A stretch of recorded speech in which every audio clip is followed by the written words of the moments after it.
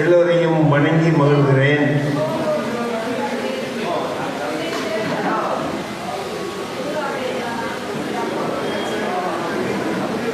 இப்போது பட்டிமன்றம் தொடங்குகிறது.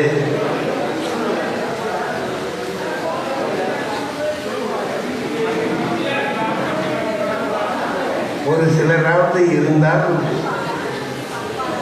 ஒரு கூட்டத்தில் பேசுகிற உணர்ச்சி எங்களுக்கு உண்டாகும். என்ன மழை விட்ட நேரம் பார்த்து எல்லாரும் போயிட்டாங்கன்னா சங்கடமாகும்.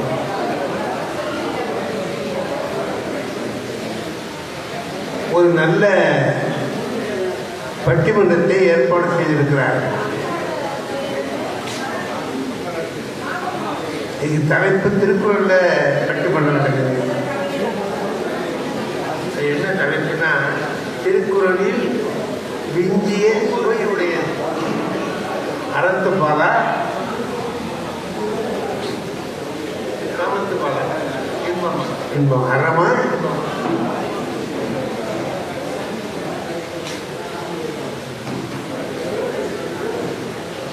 திருக்குறளில் அறத்துப்பால் தான் தொடக்கம்,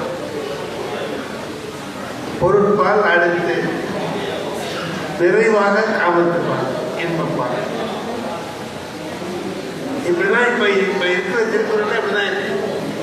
இந்த மாதிரிதான் திருவள்ளுவர் அமைச்சிருப்பார் அப்படின்னு நாம நம்பலாம். ஆனா சிலருக்கு வேறு கருத்து உண்டு. அவர் இன்பத்து பால்ல தான் தொடங்கி இருப்பார் என்று சொல்லுகிறவர்கள் உண்டு. அது எப்படி இருக்கட்டும், இருக்கிறது அறம் பொருள் இன்பம், அதுதான் ஏற்றுக்கொள்ளப்பட்டது. அதனால அதை பற்றிதான் நாம பேசுறோம். அறம் வலியுறுத்தப்படுகிறதா, அறத்தை பற்றி அவர் சொல்ற செய்திகள் சுவையா இருக்கா, சுவையுடையது கேட்டிருக்காங்க. அறத்தை பற்றி அவர் சொல்லுகிற கருத்துகள் சுவையா இருக்கா, இல்ல இன்பத்தை பற்றி அவர் சொல்லுகிற செய்திகள் சுவையா இருக்கா அப்படின்னு கேட்கிறார். சுவையா இருக்கிறதுனா எது, சுவையா இருக்கிறதுனா என்ன? படிக்கிற போது கிளைகளும் கூட்டுகிற செய்திகளை சொல்றதா, அந்த செய்திகளை வேற யாரும் சொல்லாத முறையில அவர் சொல்லியிருக்கிறார் அப்படின்னு ரசிக்கிறதா? ரசிக்கலாம், அப்படி ரசிக்கலாம். யாரும் சொல்லாத சொல்லியிருக்காங்க, சொல்லாத செய்தியை சொல்லியிருக்கிறார் அப்படின்னா கூட ரசிக்கலாம். யாரும் சொல்லாத செய்தியை திருவள்ளுவர் ஒரு இடத்துல சொல்லியிருக்காங்க. உலகத்துல எந்த கவிஞனும் நாம அனுபவிக்கிற சுவையை உதாரணம் சொல்லி விளக்கியது கிடையாது. அதுலயும் சும்மா திங்கிற பொருள் அல்ல. ஒருத்தன் கேட்கிறான் அவன் நண்பன்ட்ட, உன் மனைவியோடு சேர்ந்து மிகுந்த இன்பத்தை அனுபவிக்கிறேன்னு சொல்லி சொல்றீடா, அந்த இன்பம் எப்படிப்பட்டதுன்னு கேட்கிறான். எவனா சொல்ல முடியுமா? இது சொல்ற விஷயமா அல்லது சொல்ல முடியுமா? நான் அனுபவித்ததை நான் அனுபவித்த மாதிரியே இன்னொருத்தரை என்னால சொல்ல முடியாது. அதுல இந்த விஷயத்தை யாருக்குமே சொல்ல பகிர்ந்து கொள்ள முடியாது. அதான் கேட்கிறான் அவன். மனைவியோடு சேர்ந்து மகிழ்ச்சியா இருந்த இன்பமா இருந்தேங்கிறிய அந்த இன்பம் எப்படிப்பட்டதுன்னு. இது மற்றவர்கள் யாரும் இது சொல்லல, அது மாதிரி சொல்லல. ஆனா திருவள்ளுவர் சொல்றார், பதில் சொல்றார். அந்த பதில் ஒரு அற்புதமான பதில்.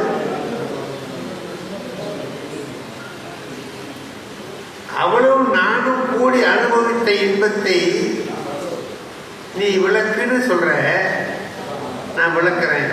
எப்படி? தம்மில் இருந்து தானே சம்பாதிச்சு கட்டிய வீட்டில் இருந்து எங்க அப்பா கொடுத்த வீடு இல்லை, எங்க தாத்தா சம்பாதிச்சு வச்சுட்டு போன வீடு இல்லை, பரம்பரையா வந்தது இல்லை. நான் ஒரு காசா சம்பாதிச்சு கட்டின வீடு. தம் எல் அதுல இருந்து தமது தானே ஈட்டிய பொருளை பார்த்து உண்டற்றார். சுற்றத்தார் மற்றவர் எல்லாருக்கும் பகிர்ந்து கொடுத்துட்டு அப்புறம் சாப்பிடலாம் பாருங்க.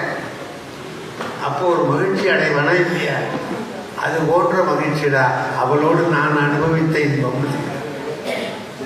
தம்மில் இருந்து தமது பார்த்து உண்டற்றால் அம்மா அறிவை உயர்த்து. இதான் குரல். இப்போ இன்பத்துக்கு உதாரணம் சொல்றதுக்கு அறத்திலே சொல்றேன். இன்பம் எப்படி இருந்ததுன்னா அறம் மாதிரி இருந்தது. தம்மில் இருந்து தமது பார்த்து உண்ணுவது என்பது என்ன? அறம். எதுல வாழ்க்கை, எது அறம் அப்படின்னா நீ சம்பாதி, நான் சம்பாதிக்கிறதுக்கு மற்றவங்க சம்பாதிக்கிறதுக்கு என்னங்க? அக்பரும் பீர்பாலும் குதிரையில போயிட்டு ஒரு வீட்டு வாசல்ல ஒருத்தன் என்ன பண்றான்,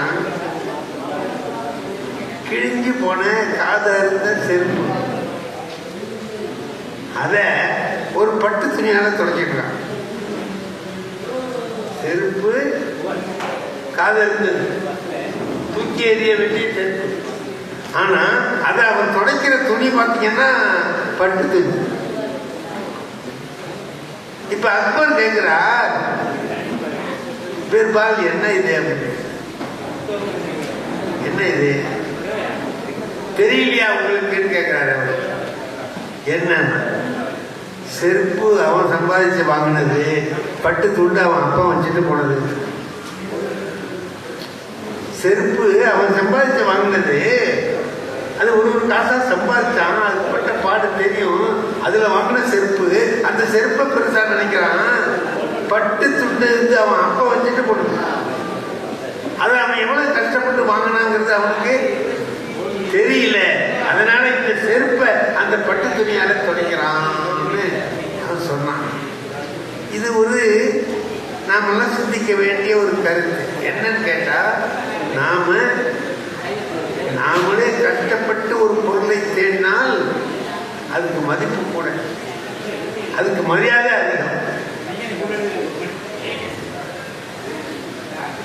நான் ஆத்தியார் வேலைக்கு போய் சம்பாதிக்க ஆரம்பிச்ச பிறகு நான் வாங்குற சம்பளத்தை அப்படியே கொண்டு எங்க அப்பாட்ட கொடுத்துருவேன். அந்த கவரை அப்படியே கொடுத்துருவேன். ஒரு பைசா கூட நான் எடுக்க மாட்டேன், எடுத்துருவேன். வேணும்னா செலவுக்கு வேணா அப்புறம் கேட்டு வாங்கி. 5 வருஷம் அந்த மாதிரி கொடுத்தேன். என் கையில கடிகாரம் இல்லை, ஹேண்ட் வாட்ச் இல்லை. நான் கேட்டேன், ஒரு கடிகாரம் வாங்கி கொடுங்கப்பா. எனக்கு எங்க அப்பா கேட்டாரு, எதுக்கு கடிகாரம்? எதுக்குடா கடிகாரம்? இல்லப்பா, கையில கடிகாரம் இருக்க வேண்டாமா? இந்த பாரு, போற வழியில மணிக்கூண்டு இருக்கு, அதுல மணி பார்த்துக்கலாம். இல்லை உனக்கு தெரிஞ்சவங்க கையில கடிகாரம் கட்டிருப்பான், அவன்கிட்ட கேட்டுக்கலாம். உன் பள்ளிக்கூடத்தில் 4 இடத்துல கடிகாரம் வச்சிருப்பாங்க, அதில் பார்த்துக்கலாம். உன் கையில் ஒரு கடிகாரம் இருக்கிற என்ன அவசியமா? அவர் கேட்குறாரு. இல்லைப்பா, பள்ளிக்கூட்டில் எல்லாரும் கட்டியிருக்காங்க, என்கிட்ட தான் இல்லை. எல்லாரும் ஒரு தப்பு போடுறாங்கன்னா நீயும் பண்ணணுமான்னு போட.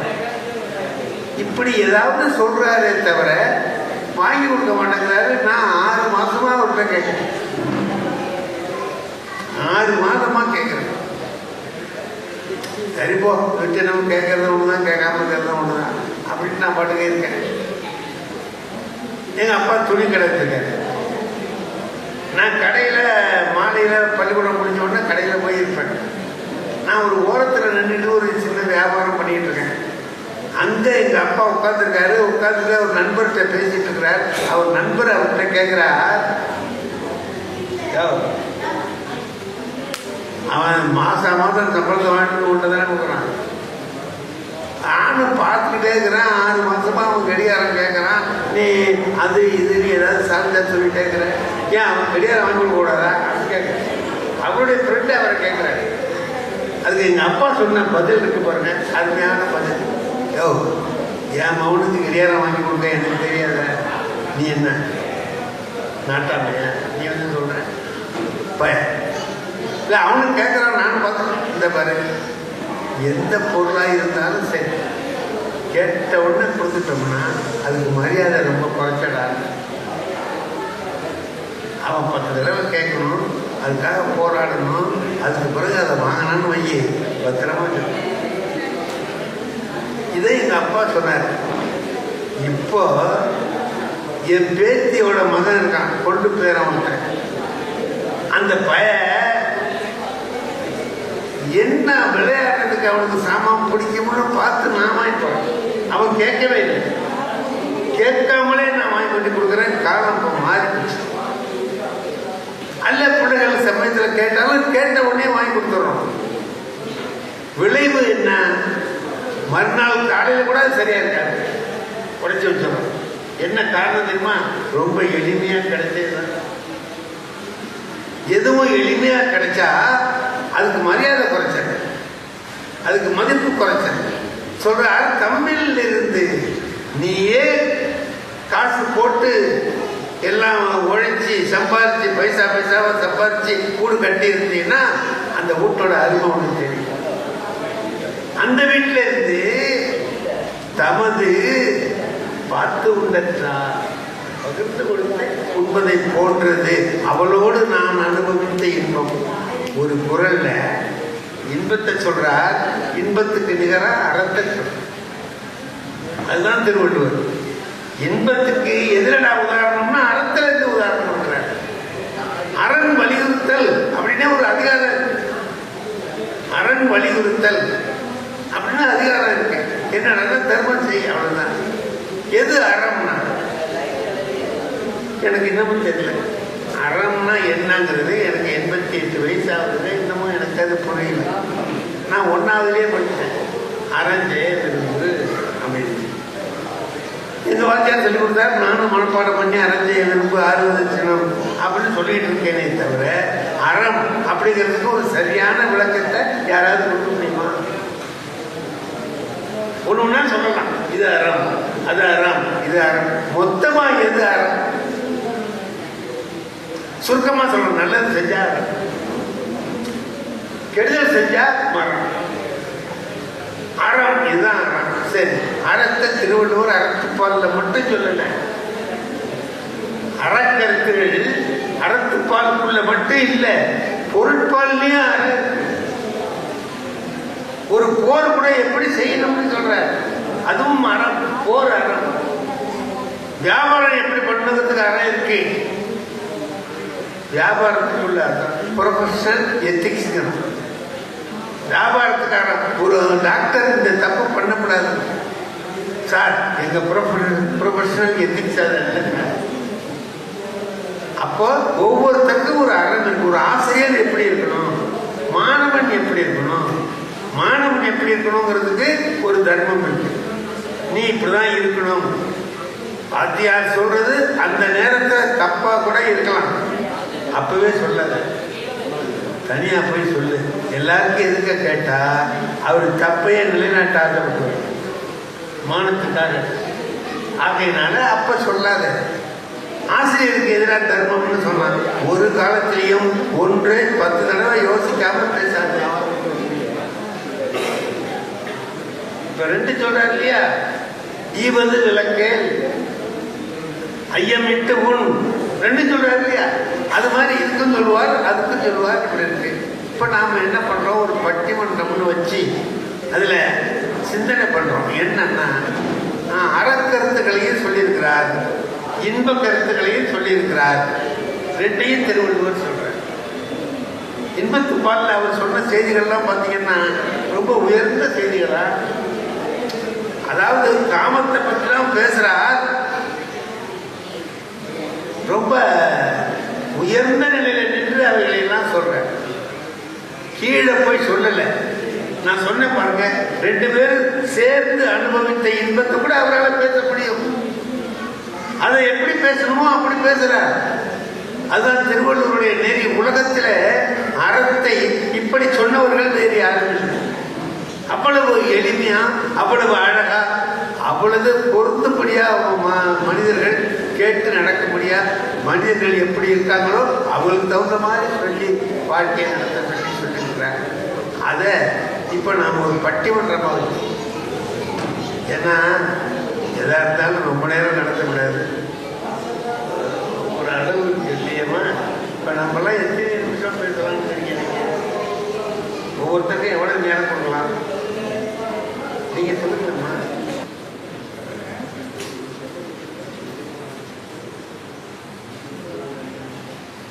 நடுவர் அவர்களுக்கு முதற்கண் என் வணக்கத்தை தெரிவித்துக் கொள்கிறேன். உலகமெல்லாம் தமிழை பறைசாற்றிக் கொண்டிருக்கும், தமிழை வளர்த்துக் கொண்டிருக்கும் ஈழ தமிழ் மக்கள் அவர்களுக்கு தலைவணங்கி முதற்கண் நன்றியையும் வணக்கத்தையும் தெரிவித்துக் கொள்கிறேன். நான் இப்போது அறத்தில் தான் அதிகமான சுவை இருக்கிறது என்று பேச வந்திருக்கின்றேன். அறம் என்ற தலைப்பில் தான் திருக்குறளையே வைத்திருக்காங்க ஐயா. அறநூல் வரிசையில முதல் நூலே திருக்குறள் தான். அறத்துப்பால், பொருட்பால், காமத்துப்பால் இதை எல்லாமே அறத்தை விட்டு நவராம எழுதியிருக்கார் வள்ளுவர். இது உங்களுக்கு தெரியும் ஐயா. காதல், லவ்னா லவ், அது மண்ணெண்ண ஸ்டவ். ஐயோ பத்திக்கிச்சு பத்திக்கிச்சு பத்திக்கிச்சு, தெரியுதா ஐயா? பத்திகண்டம் நீரின்றி அமையாது உலகு. ஐயா சொன்னீங்க ஐயா, நீரின்றி அமையாது உலகு. ஃபயர் இன்ஜினோ 2 இன்ஜினோ 3 இன்ஜினோ தண்ணி அடிச்சா மூட்டி போச்சு, அணைஞ்சிரும் காதல். ஆனா அறம் அப்படி இல்லை. அறம் இருக்கிறதே செவி சுவை, சொற்சுவை, பொருட்சுவை. இதை நீ கடைபிடிச்சினா வாழ்க்கையே சுவை இருக்குதா ஐயா? இப்போ அறம் என்பத வள்ளுவர் என்ன சொல்ற? மனத்துக்கண் மாசிலன் ஆதல் அனைத்தரன் ஆகுல வீரபிற. மனசுல மாசு இல்லாம இருக்கிறானே அதுதான் அறம், மற்றதெல்லாம் வெறும் ஆடம்பரம். ஆக மனசு சுத்தமா இருக்கணும். உள்ளமே பெருங்கோயில், மூணுடம்பு ஆலயம், வள்ளல் பிரானாருக்கு வாய் கோபுர வாசல், தெல்ல தெளிதாருக்கு சிவனே சிவலிங்கம். ஐயா, உள்ளம் அது நல்லா இருந்தா வாழ்க்கை இனிக்கும். இததான் முதல்ல சொல்றாரு வள்ளுவர். அதுக்கு அடுத்தது நம்ம பார்க்க போனோம்னா, வள்ளுவர் எதுலையுமே சமரசம் ஆவறதே கிடையாது ஐயா. நம்மளுடைய சமயங்கள் கூட இந்த பரிகாரம் செய்தா இது முடியும். அடுத்தவன் சொத்தை அள்ளி கொட்டிக்கிட்டா 1000 பேருக்கு அன்னதானம்.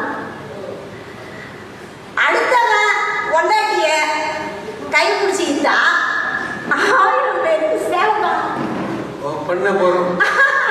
ஆமா, அந்த மாதிரி எல்லாத்துக்கும் ஒரு ஒரு அப்ப அந்த வேலையை செய்யணும்னா ஒரு 6 சேவை வாங்கி அப்படின்னு சமயங்கள் சொல்லி இருக்குது ஐயா. ஆனா வள்ளுவர் சமரசமே இல்லை.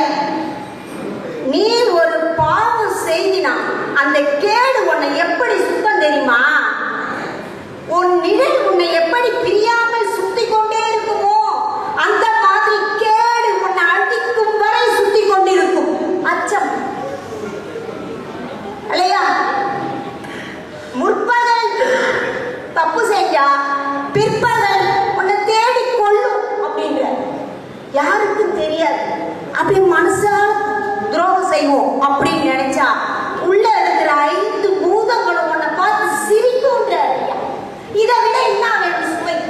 வாழ்க்கை சுவையாக இருக்கணும் அப்படின்னா அறம் இல்லாம நம்ம வாழ்ந்தோம்னா முடியவே முடியாது அப்படின்றதுதான் வள்ளுவருடைய பெருங்கருத்து.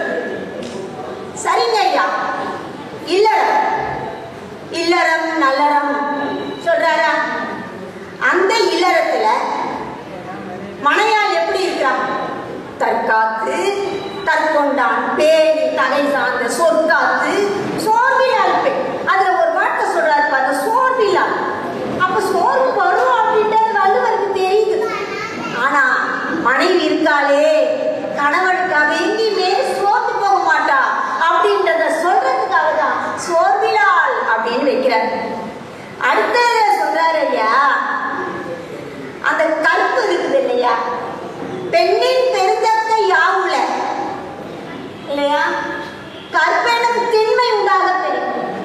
திண்மை திண்மை அந்த இருந்தா அவளை விட சிறந்தது அந்த கணவனை விட சிறந்தது யாருமே இல்லை அப்படின்னு அந்த பெண்ன்றவளை பத்தி சொல்லியிருக்கிறார் ஐயா. அது மட்டும் இல்லையா, இப்போ ஒரு மகனை பத்தி சொல்ற, தந்தை மகனுக்கு காட்டும் நன்றி. ஐயா அந்த வார்த்தை பாருங்க, நன்றி. மகனுக்கு காட்டும் நன்றி அவயத்தில் முந்தி இருந்த செயல். சரி, எல்லாரும் அவரையும் பையன் முன்னாடி நிற்கணும். நினைச்சு பார்த்தா பிரிந்து கொண்டே போகையா சுவை, வாழ்க்கை சுவை, இன்ப சுவை இல்லை, அதை அடங்கிட்டா முடிஞ்சிடும். ஆனா இது வாழ்க்கை சுவை. அடுத்தது சொல்ற, அதே மகன் தந்தை காட்டும் உதவி. ஐயா அதே மகன் தந்தை காட்டும் உதவி, அது என்ன ஐயா, இவன் அப்பா எண்ணூற்றான் போல் என்ன நோன்பு செய்தானோ இந்த பையனை பெற்றுக்கிறதுக்கு அப்படின்னு நினைக்கணும். ஆனா அந்த புள்ள என்ன செய்யுது ஐயா, என் நன்றி கொண்டாருக்கும் உய்வு உண்டா உய்வில்லை, செய் நன்றி கொண்ட மகனுக்கு அப்படின்னு பையனை சொல்றாரு.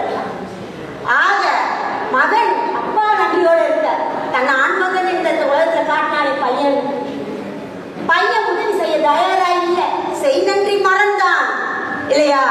அதனால சொல்ற அந்த குரல் இல்லையா, சினம்னு சொல்ல வார்த்தை சொல்றாரு ஐயா, தன்னையே அழிச்சிடும், தன்னையே கொன்னுடும், ஆனா கூட இருக்கிறவங்களையும் சுட்டுடும், தீ அப்படின்னு சொல்றாரு.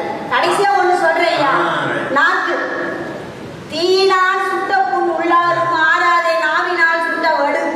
ஐயா நாக்கு எங்க இருக்குது ஐயா, தீயுக்கு அந்த தண்ணீருக்குள் நின்று கொண்டே வேர்க்கின்றது, அந்த மாதிரி தண்ணியில நிக்குது ஐயா நாக்கு, அது சுடுது, அது தீ இருக்கலையா, தீயால பட்டது கூட ஆறிடும், ஆனா உள்ளார சுட்டது யாருக்குமே தெரியாது. நாக்கு அந்த வேலையை பார்க்குது ஐயா. அதை விட சுவையானது இருக்க முடியுமா? அறம்தான் ஒரு வாழ்க்கைக்கு சுவையை தருகிறது, ஒரு மனிதனை நேர்மையா நடத்துது. அறத்தில் வாழக்கூடிய தலைவர் அவர்களே, நடுவர் அவர்களே, அறம்தான் வள்ளுவத்தில் சுவையானது என்று தீர்ப்பளிப்பீர்கள் என்று நம்பி விடைபெறுகிறேன். என் மேல நம்பிக்கை இல்லைன்னா பேச்ச நிறுத்தி இருக்க மாட்டாங்க, அவார்டு பேசிக்க. ரொம்ப அருமையான கருத்துக்களை சொன்னாங்க, நல்லா சொன்னாங்க. அறம் இல்லாம எதுவுமே இல்லை. குடும்பம் நடத்துறத கூட திருவள்ளுவர் அறம்னு தானே சொல்ற, இல்லறம். துறவு போறான், அதுவும் அறம் தான், துறவு அறம். துறவியா நடந்துக்கணும், இல்லறத்தானா நடந்துக்கணும். இவனுக்கு இது தர்மம், அவனுக்கு அது, ரெண்டு பேரும் தர்மத்தோடு நடக்கணுங்கிறத சொல்றார். சரி, இப்போ இல்லை இன்பத்து பாலில் தான் நிறைய சுவையான விஷயங்கள்லாம் நிறைய இருக்குன்னு சொல்றதுக்காக எங்க ஐயா அருண் வேறு பேர்ல ஆதிரன் அவர்கள் வருகிறார்கள். அவர்களை பேசுமாறு அன்போடு கேட்டுக்கொள்கிறேன். 5 நிமிஷம். தாய் தமிழுக்கு வணக்கம். பட்டிமன்ற தலைவர், உலக மக்களின் அன்பிற்கு பாத்திரமான நகைச்சுவை தென்றல் சண்முக வடிவேல் ஐயா உள்ளிட்ட அவையினர் அனைவரையும் வணங்கி மகிழ்கிறேன். இந்த வரலாற்று சிறப்பு வாய்ந்த யாழ்ப்பாணத்தில் எனது தாய் தமிழ் உறவுகளாகிய உங்கள் அனைவரையும் சந்தித்ததில் பெருமகிழ்ச்சி அடைகிறேன். நடுவர் அவர்களே, இப்ப எதிரணியில முனைவர் சுசித்ரா பேசினாங்க, அறம் நிறைய கருத்து அடுக்கிட்டே வந்தாங்க. உங்ககிட்ட கேட்கிறேன், ஏதாவது ஒரு கருத்து நம்ம மனதில் பதிஞ்சுதா? ஒன்றும் பதியல. அவங்களுக்கு தலைப்பிலே ஒரு குழப்பம் இருக்கு, அதை நான் விளக்குறேன்.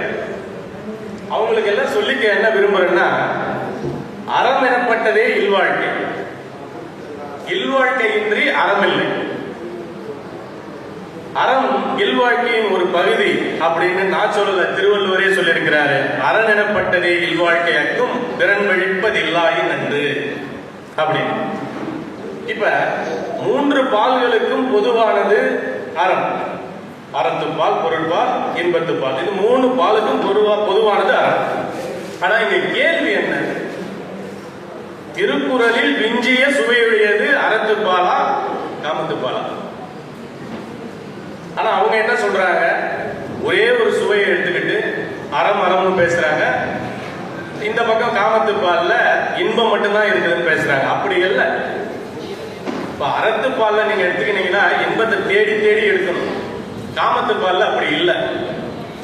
படிக்கும் இடங்களிலெல்லாம் இன்பம், தொடும் இடங்களிலெல்லாம் இன்பம், சுவைக்கும் இடங்களிலெல்லாம் இன்பம்.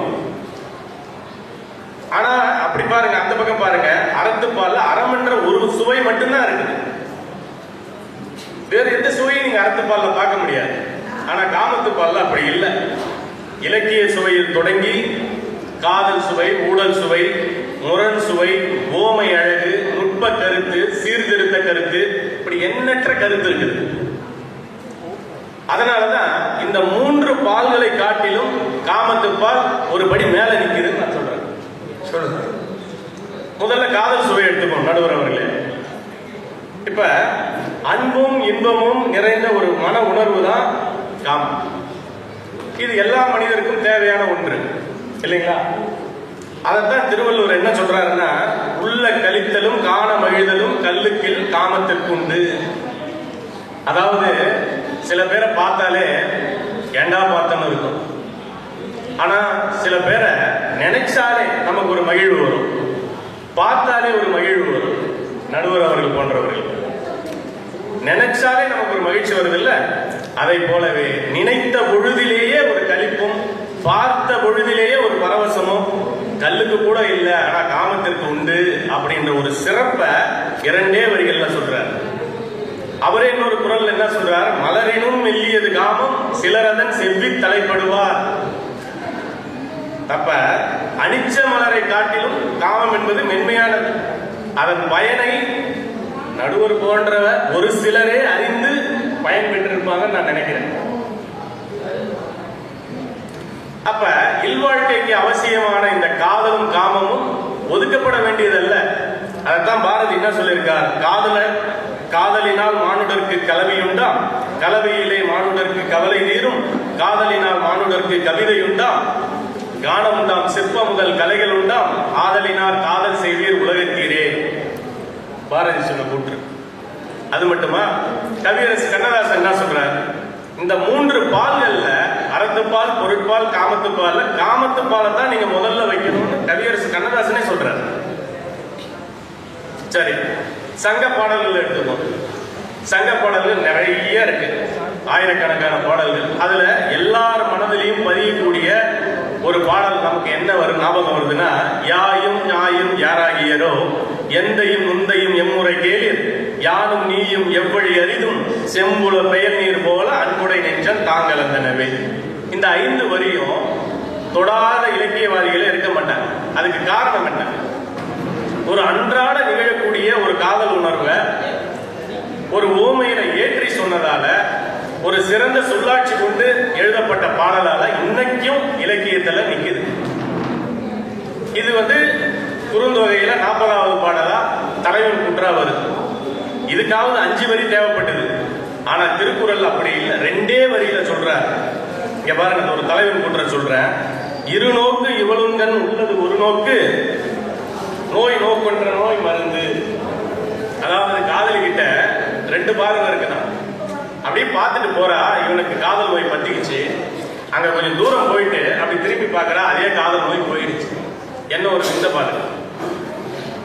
ஒரு தலைவி கூட்டிருப்போம், நெஞ்சத்தால் காதலவராக வெய்துண்டல் அஞ்சுதும் வேவாக்கரிது. அதாவது தலைவி சொல்றா, என் நெஞ்சில என் காதலன் குடியிருக்கிறான், நான் ஏதாவது சூடா சாப்பிட போய் அந்த சூடு என் காதலனை பாதிச்சிடும், அதனால நான் எந்த ஒரு சூடான பொருளையும் நான் சாப்பிட மாட்டேன் அப்படின்னு சொல்றேன். என்ன ஒரு இலக்கிய சிந்தனை பாருங்க, 2 வரியில. இன்னொன்னு சொல்றேன் பாருங்க, இது நடுவர் அவர்களுக்கு மிகவும் பிடித்த குரல். ஏன்னா அனுபவிச்சு ரசிச்சிருக்கிறார். பாலோடு தேன் கலந்தன்றே பனிமொழி வாழை இரு கூறிய நீர். இங்க பாருங்க, பணிவோடு பேசுகின்ற காதலியின் மென்மையான பற்களுக்கிடையே ஊறி வந்த நீரானது அந்த பாலோடு தேன் கலந்தா என்ன ஒரு சுவை இருக்கும், அந்த சுவையை கொடுக்கக்கூடியது. என்ன நடுவர் அவர்களே? அப்ப இதெல்லாம் நடுவர் அவர்கள் மாதிரி உணர்ந்து ரசிச்சவங்க தான் கேட்டு தெரிஞ்சுக்கணும். அதாவது ஏதோ எனக்கு அது மட்டும்தான், எனக்கு மட்டும்தான் அது தெரியுங்கிற மாதிரி, உங்களுக்கு அது தெரியவே தெரியாதுங்கிற மாதிரி சொல்றேன். எல்லாருக்கும் தெரிஞ்சதுதான். பாலோடு தேன் கலந்துட்டு அப்படின்னா அதுக்காக வேண்டி அதை எடுத்து வச்சு டெஸ்ட் பண்ணி பார்த்துட்டு கூட. சரி, காதல் சுவையை பார்த்த நடுவர்களே, ஒரு ஊடல் சுவை சொல்றோம் பாருங்க, அந்த அழகை பாருங்க. கோட்டுப்பூ சூடினேன் காயும் ஒருத்தியை காட்டிய சூடினீர் என்று. அதாவது இந்த காலத்துலதான் பெண்கள் வந்து தலையில பூச்சி விடுறாங்கன்னு இல்லை. சங்க காலத்துல பாத்தீங்கன்னா தலைவனும் என்ன பண்ணா தலை சீவி பூவை சூடி கொள்கிற வழக்கம் இருந்தது. அப்ப கிளையில இருந்து ஒரு பூவை எடுத்து தலையில சூடுறான். அந்த பூவை சூடன உடனே ஒரு அழகு வருது இல்லைங்களா, அதை பார்த்து தலைவி கேட்கிறா, இந்த அழகை நீ யாருக்கு காட்டுறதுக்காக சூடன அப்படின்னு கேட்கிறான். என்ன ஒரு உயர்ந்த சிந்தனை பாருங்க, என்ன ஒரு மொழி அழகு பாருங்க. அடுத்ததா சொல்றா, யாரினும் காதலன் என்றனோ ஊடினால் யாரினும் என்று. அதாவது யாரையும் விட நமது காதல் உயர்ந்தது அப்படின்னு சொல்றான். பிடிச்சுக்கிட்டா தலைவி. அப்ப யாரை விட என்னும் போது யாரை விட அப்ப அந்த யாரோ ஒருத்தவங்க இருக்கிறாங்கல்ல அப்படின்னு பிடிச்சுக்கிட்டான். அப்ப இந்த மாதிரி ஒரு சின்ன சின்ன ஊடல் வந்து வாழ்க்கைக்கு எவ்வளவு அவசியம்ன்றத ரெண்டே வரிகள்ல எவ்வளவு ஒரு உயர்ந்த மொழிநடையில திருவள்ளுவர் சொல்லியிருக்கிறார். அதுவும் இந்த காமத்து பால்ல தான் பார்க்க முடியும், அறத்துப்பால்லையோ பொருட்பால்லையோ நீங்க பார்க்க முடியாது. சரி, அடுத்ததா ஒண்ணு சொல்றேன். தும்ம செருப்ப அழுதால் நுமருள்ளல் எம்மை மறந்தீரோ என்று. அதாவது ஒரு சின்ன விஷயம்தான், நமக்கு அன்றாட தும்மல் வரும். அந்த தும்மலை அவன் மறைக்கிறான் தலைவன். அதுக்கு சொல்றா, நீ யாரையோ நினைக்க போய் தானே அந்த தும்மல் வருது. அந்த தும்மலை நீ மறைச்சி அந்த யாரை நீ ஞாபகப்படுத்துறியோ அவளை வந்து என்கிட்ட இருந்து மறைக்கிறல்லன்னு பிடிச்சுக்கிட்டான். பாருங்க, இப்படியான ஒரு நல்ல ஊடல் சுவையை கொண்டது தான் இந்த இல்வாழ்க்கையினுடைய அடிப்படை. ஊடலும் காமமும் இல்வாழ்க்கைக்கு அடிப்படை இல்லைங்களா? அதைத்தான் திருவள்ளுவர் என்ன சொல்றாரு, ஆகவே திருவள்ளுவர் என்ன சொல்றாருன்னா, உணலிலும் உண்டது இனிது குரல் அறல் இனிது காமம் உணர்தலின் ஊடல் இனிதுன்னு சொல்றாரு. அதாவது உண்பதை காட்டிலும் உண்ணுண்டது செரித்தல் இன்பம். அதை போலவே காமத்தில் கூடி பெறும் இன்பத்தை விட கூடி பெறும் இன்பம் சிறந்ததுன்னு சொல்றாரு. அதனால இந்த காமத்துப்பால அன்றாட வாழ்வியல் இருந்து நம்ம ஒதுக்க வேண்டிய அவசியம் இல்லை. சரி, ஒரு முரண் சுவையை சொல்றேன் பாருங்க. அதாவது இதுல என்னன்னா, விஞ்சிய சுவையுடையது எதுன்னு தான் பேச்சு இல்லைங்களா நடுவர் அவர்களே? அதுல இதுக்காக சொல்லிட்டு வர காதல் சுவை, ஊடல் சுவை, ஒரு முரண் சுவையை சொல்றேன். நீங்கின் தெருவும் குறுக்குங்கால் தன்னென்னும் தீயாண்டு பெற்றால் இவள். அதாவது ஒரு முரண் பாருங்க, நெருப்பு அருகில் வந்தா நமக்கு என்ன சுட செய்யும், விலகி போனா குளிர். ஆனா இங்க அப்படியே தலைகீழ இருக்கு. என் காதலி நெருப்பு போன்றவ, அவ என்னை விட்டு தள்ளி போனா குளிர்ந்து இருக்கிறா, அருகில் என்னை விட்டு தள்ளி போனா குளிர்றா, அருகில் வந்தா வெப்பமா இருக்கு அப்படின்னு. அடுத்ததா ஒரு ஊமை அழகு சொல்றேன். எழுதவன் வந்து பார்க்காத போது தலைவி பார்த்து சிரிக்கிறா, இவன் பார்க்கும்போது வந்து நிலத்தை பார்க்கிறான். இதுதானே இதனுடைய பொருள் நடுவர் அவர்களே. ஆனா இதுல என்ன நுட்பம்னு பாத்தீங்களா, இவன் பார்க்காத போது அவன் பார்க்கிறாள், அது எப்படி இவனுக்கு தெரிஞ்சது? அதுதானே நுட்பம். அதுதான் இப்படி. அதுக்கு என்ன பதில்னா, நான் பார்க்காத போது உன்னை பார்த்துக்கிட்டு தான் இருக்கிறேன், ஆனா உன்னை பார்க்காத மாதிரி நான் பார்த்துக்கிட்டு இருக்கேன். அதனாலதான் நீ பார்க்கறது எனக்கு தெரிஞ்சது. அதனாலே சரி, நானும் எவ்வளவு நாளை தான் பார்த்துக்கிட்டு இருக்கிறது, நீ கொஞ்சம் பார்த்துட்டு போன்னு உன்னை பார்க்காத மாதிரி இருந்தேன் அப்படின்றதா இதுல ஒரு நுட்பமான கருத்து. அது மட்டும் இல்லாம ஒரு சீர்திருத்த கருத்தும் அதை வச்சிருக்கிறார் காமத்துப்பால். அதாவது சங்ககால அந்த சொற்கள் பாத்தீங்கன்னா, விரவை மல்லடி பரத்தைன்றது வந்து பெண்பார் சொற்கள். இதுல வந்து ஆண்பால் சொற்கள் போட்டு ஏதாவது சங்க பாடல்கள் இருந்ததுன்னா கொஞ்சம் குறையும் தான் சொல்லலாம். ஆனா திருவள்ளுவர் வந்து பரத்தைக்கு பரத்தன்ற ஆண்பால் சொல் போட்டு ஒண்ணு எழுதுறாரு. பெண்ணியலார் எல்லாரும் கண்ணின் பொது உண்ப நன்னேன் பரத்தனின் மார்பு. இந்த பரத்த அப்படின்றத ஒரு ஒழுக்கம் கெட்ட தலைவன் எடுத்து மார்பை நான் தழுவ மாட்டேன் அப்படின்னு தலைவி சொல்றான். அப்ப பாருங்க, இந்த ஒழுக்கக்கேடான விஷயம் என்பது தலைவிக்கு மட்டும் இல்ல, தலைவனுக்கும் அழுத்தம் திருத்தமா சொல்றாரு. இப்படியான காதல் சுவை, ஊடல் சுவை, முரண் சுவை, ஓமை அழகு, சீர்திருத்த கருத்துக்கள் எல்லாம் கொட்டி கிடக்கிற ஒரு பெட்டகம் தான் காமத்துப்பால். ஆனா அறத்துப்பால்ல நீங்க பாத்தீங்கன்னா ஒரே ஒரு சுவை தான், அறம் அறம் அறம், அதுதான் பேச்சு. ஆனா காமத்துப்பால்ல அப்படி இல்லை. அதனால நடுவர் அவர்களே, திருக்குறளில் விஞ்சிய சுவையடைந்து காமத்துப்பாலே காமத்துப்பாலே காமத்துப்பாலே அப்படின்னு அழுத்தம் திருத்தமா ஆணித்தரமா உங்ககிட்ட நான் சொல்லிக்கிறேன். நீங்களும் அதையே முடிவா தருவீங்கன்னு நான் நம்புறேன். எதிரணியில் இருக்கிறவங்க உங்களை குழப்பப்படும், பார்த்தா எல்லாம் குழப்பவாதி மாதிரியே இருக்காங்க. ஆனா அதுக்கெல்லாம் நீங்க ஆட்பட மாட்டீங்கன்னு எனக்கு தெரியும். உங்களோட நேர்கொண்ட பார்வையில முடிவு எடுத்து திருக்குறளில் விஞ்சிய சுவையுடையது காமத்துப்பாலே அப்படின்னு அறிவிப்பீங்கன்ற நம்பிக்கையோட நன்றி பாராட்டி விடைபெறுகிறேன். நன்றி, வணக்கம்.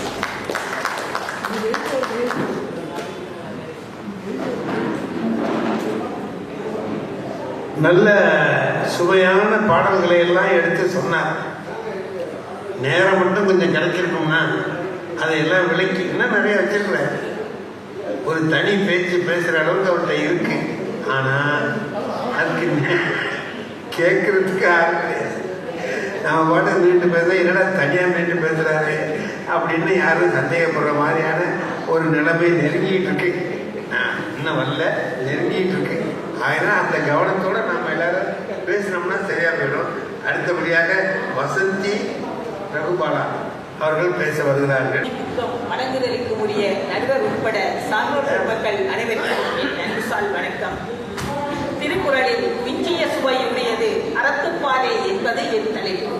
அந்த மைக்க கொஞ்சம் கீழே இறக்கி தெட்டு தமிழ்நடை சின்னம் சிறிய இரண்டடிகள் அல்லம் தோறும் சுவை உள்ளம் தோறும் உணர்வாகும் வண்ணம் கொள்ளும் அறப்பொருள் இன்பம் அனைத்தும் கொடுத்த திரு வள்ளுவனை பெற்றதால் பெற்றதே புகழ் வையகமே.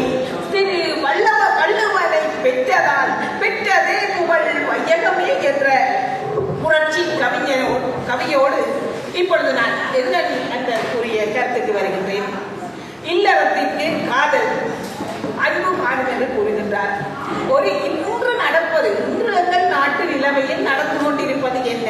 போன கிழமை திருமணம் நடக்கிறது, இந்த கிழமை விவாகரத்தில் போய்கொண்டிருக்கிறது. அதற்குரிய காரணம் என்ன என்று கேட்டால் அறம் என்பது இல்லாமல் இருக்கிறது. இன்று அந்த இன்று அங்கு இல்லாமல் போய்விடுகின்றது. மற்றது காமத்தை உடலில் வைக்க வேண்டும் என்று கூறுகின்றார்.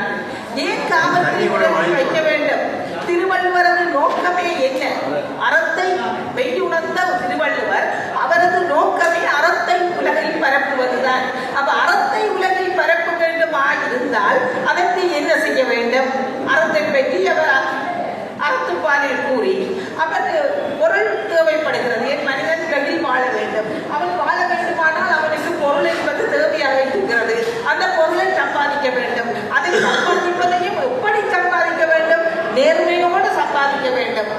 அரசோ சமுதாயமோ எல்லாம் நேர்மையாக நடக்க வேண்டும். அதற்காக அதை பொருள் பாலை கொண்டு வந்து ஏன் காமத்து பாலை வள்ளுவர் தர வேண்டும்?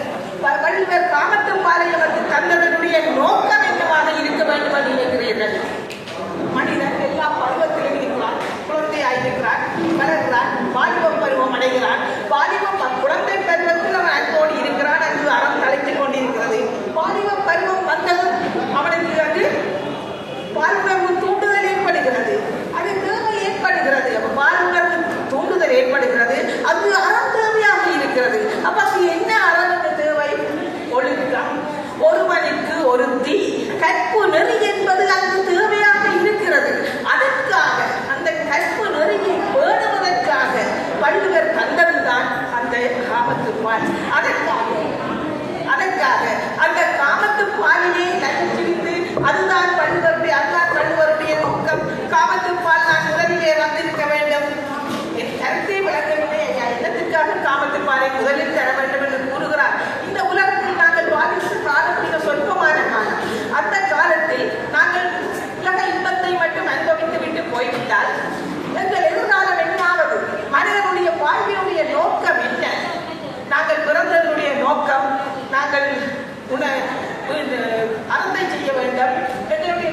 பதிவுகளை குறைக்க வேண்டும். விலைப்பதிவுக்கு நல்ல ஒரு உதாரணம் நான் பானியை வைத்துக் கொண்டே சொல்லலாம். சட்டப்பொருளாகிய பானியை வைத்துக் கொண்டே சொல்லலாம். ஒரு பானி ஒன்றை தயாரிக்க வேண்டுமானால் களிமண்ணை எடுத்து அதை எல்லாம் பதப்படுத்தி பானியாக்கி வெயில வைக்கணும், சூளையில போடணும். அப்படியெல்லாம் பதப்படுத்தினால்தான் அந்த பானியை மற்றவங்க பயன்பாட்டுக்கு வருது. அப்போ களிமண்ணை பதப்படுத்தி அது ஒரு உயர் ஸ்தானம் பானியாக கொடுத்து பிறகு அந்த பானியை என்ன செய்யலாம் மக்களுக்கு பயனுக்கு கொண்டு செய்ய போகுது பானை. அப்போ சடப்பொருளை அப்படி இருந்தால் ஆரோக்கியமுடைய மனிதராகிய நாங்கள் எந்த நிலையில் இருக்கிறோம்? காமத்துப்பால் என்பது இன்பத்திலேயே நாங்கள் இருந்தால் என்று நாங்கள் உய்வது. அப்ப வள்ளுவனுடைய நோக்கம் காமத்துப்பாலை ஓட்டுவது அல்ல. அப்ப வள்ளுவன் அதற்காக பிடியோடு கேட்டால் இல்லை. மெய்ஞானி புத்தி உணர்வோடு மெய்ஞானி. அதனுடைய நோக்கம் காமத்துப்பாலை தந்தனுடைய நோக்கமே அறத்தை ஒவ்வொரு காலகட்டத்திலும் அறத்தை பேண வேண்டும். குழந்தைகளுக்குரிய அறம், பாலியலுக்குரிய அறம், முதியோருக்குரிய அறம். அறம் நாங்கள் எப்ப மட்டும் செய்யணும்? பிறந்ததிலிருந்து சாகும் வரைக்கும் நாங்கள் அறம் செய்து கொண்டுதான் இருக்க வேண்டும். அப்ப அறம் என்பது எல்லாத்துக்கும் ஊடுருவி இருக்குது. எல்லாரும் சொல்லிக்கிறோம் முப்பாலிலும் அறத்தவால் அறப்பால். அறத்தை புகட்டுவதுதான் வள்ளுவனுடைய ஒரே நோக்கம். நாங்க பிறந்ததிலிருந்து சாகும் வரை. அப்ப அந்த அதற்காகத்தான் இதையெல்லாம் வள்ளுவர் தந்திருக்கிறார் என்று கூறிக்கொண்டு இந்த அறத்துப்பால் அறிவியல் ஆன்மீகம் கலந்த ஒரு ஒழுக்க நெறி. ஒரு மனிதன் எப்படி வாழ வேண்டும் என்று சொல்லுற ஒரு மனித உருவாக்கத்தை தனி மனிதன் மட்டுமன்றி அது சமுதாயத்திற்கு உதவியாகின்ற ஒரு நெறி. இதற்கு வள்ளுவர் வழக்காக குரல் என்று சொல்லியிருக்கிறார்கள். சிறப்பேனும் செல்வமும் வீணும் மரத்தினும் ஆக்கமுவனோ உயிர்க்கு. ஒருவனுக்கு சிறப்பத்தாரதும் அவனுக்கு செல்வத்தை தாரதும் எது? இந்த அறம் தான். அறத்தினுடைய அறத்தில மேன்மையா இருந்தால் மட்டும்தான் நாங்கள் எல்லா உலகத்தில நாங்கள் சிறப்பாக வாழலாம். நாங்கள் இந்த பிறப்பையும் நாங்கள் நல்லொரு பிறப்பாக நாங்கள் கொண்டு செல்லலாம். இன்னொரு குரலை பாருங்க. அன்று அறிவாம் எஞ்ஞாது அறம் செய்க கற்றுவது கொன்றுங்கால் கொன்றா துணி என்று சொல்றேன். அவ அறஞ்சுகிறது காலம் வேண்டும். நாங்கள் தேவனை போட்டு அறத்தை செய்வோம். சரியா? காலம் நாங்கள் தேவனை போட்டு அறத்தை செய்வோம் என்று சொல்லியிருக்கிறார். காலம் காணாது. அதுக்காகத்தான் வள்ளுவர் வடிவாக பிரிச்சு எல்லா பருவத்திலையும் அறத்தை செய்யுங்க. குழந்தை பிள்ளையா இருக்கிறீங்களா செய்யுங்க, வாலிபரா இருக்கிறீங்களா செய்யுங்க, முதியோரா இருக்கிறீங்களா செய்யுங்க என்று சொல்லி வடிவாக பிரிச்சு தான் இருக்கிறார். மற்றது இன்னொன்று நாங்கள் காண வேண்டும். சுவை என்று சொன்னால் இன்பத்துக்கு தான் இருக்கு சுவை, இன்பத்துக்கு தான் இருக்குன்னு சுவை சொல்றது உண்மையா இல்லை. சுவையற்ற அறிந்த இப்போ நாங்கள் ஒரு பலகாரத்தை சாப்பிட்றோம். அந்த பலகாரம் இருக்கு, அதுலயே நாங்கள் சாப்பிடவில்லை. அதுல இருக்கிற இனிப்பின்ற சுவை எப்படி ஊடுருவி இருக்கும் அந்த அதை வச்சு கொண்டு நாங்கள் மதிக்கிறோம். அதே போலதான் எல்லாத்துலேயும் ஊடுருவி இருக்கு. அறப்பால் நாமத்து பால் போட்டு பால் எல்லாத்துலேயும் அந்த அறம் சுவையாக ஊடுருவி இருக்குது. அப்ப அந்த அறத்தை நாங்கள் தனியை காமத்துப்பால் சுவையை வச்சு கொண்டு சொல்லிடாது. அறிவின் மேன்மை, அறிவினுடைய மேன்மை ஒரு வலுவற்ற குரல்ல பாருங்க. அறிவை பற்றி அறிவுடைமையை பற்றி அவர் சொன்னாங்க. தீய வழியில செல்ற மனிதனை நல்வழியில செலுத்துறதுக்கு அறிவுடைமை, உண்மையான பொருளை அறிந்ததுக்கு அறிவுடைமை, அறவழியோட வாழ்றதுக்கு உரிய அறிவுடைமை எல்லாரு. அப்படி எல்லாத்துலையும் ஒவ்வொரு குரலாக எடுத்து பார்த்தீங்கன்னு சொன்னா எல்லாத்துக்குள்ளேயும் அந்த அறிவை மேம்படுத்துறதுக்குரிய வழிவகையில தந்திருக்கிறார். அது மட்டும் இல்லை, நீங்கள் இல்வாழ்வு, அறவழியுறுத்தல், இல்வாழ்வு, புறவு, ஊழ் போன்ற அதிகாரங்களை எல்லாம் எடுத்து பார்த்தீங்கன்னா அந்த அதிகாரங்கள் எல்லாம் என்ன சொல்லி இருக்கு? சிந்தனையை தூண்டுறது. அத்தனை பொருள் தனித்தனி பொருளாக தெளிவொன்று கிடையாது இல்லை. அப்ப அத்தனை அதில் இருக்கிற அத்தனை பொருள் என்ன செய்யுது? ஒவ்வொரு மனிதன சிந்தனையை தூண்டுது. அப்ப அந்த சிந்தனையை தூண்டுறது நமக்கு அறிவினுடைய அந்த சுவை. அப்ப சுவை என்றால் தனியாக இதுதான் சுவை இல்லை, எல்லாம் சுவை ஒவ்வொரு மனிதனை பொறுத்தது. இப்போ நான் அவ்வளவு சிந்தனையாக இருக்கா எனக்கு அதுவும் சுவை. ஆனால் இந்த அறிவைப்பாக இந்த அறிவு கேட்டால் நான் அதை சுவையாக ரசிக்கிறேன். அப்போ சுவை என்றது அவனுடைய மனப்பான்மையை பொறுத்தது. யார் எப்படி எப்படி எந்த விதமாக அந்த சுவையை அனுபவிக்கிறோமோ அதுதான் அமையமைக்குரிய சுவையாக இருக்கும். என்னை பொறுத்தவரையில நான் அனுபவிக்கிற சுவையெல்லாம் இதே போலதான். ஏன் மெய்யுணர்வு அதிகாரத்தை பாருங்க. அதுல தத்துவ ஞானம் சும்மா கடவுளாண்டு ஓடுது தத்துவ ஞானம் ஆனபடியால் நான் என்ன சொல்ல வரணும்னு சொன்னால நிறத்தை காட்டுறேன். அப்ப நாங்கள் அன்று அறிவாம் என்னாது அறம் செய்ய மற்றது கொன்றுங்கால் கொன்றா துணை என்று சொல்றோம். அதுல திருவள்ளுவர் என்னத்தை சொல்றார் என்றால் செயல் செய் செயல் செய் செயல் செய் என்றுதான் சொல்றேன். அப்ப இன்றைக்கு நாங்க செய்யற செயல் தான் நாளைக்கு எங்களுக்கு விளைவாக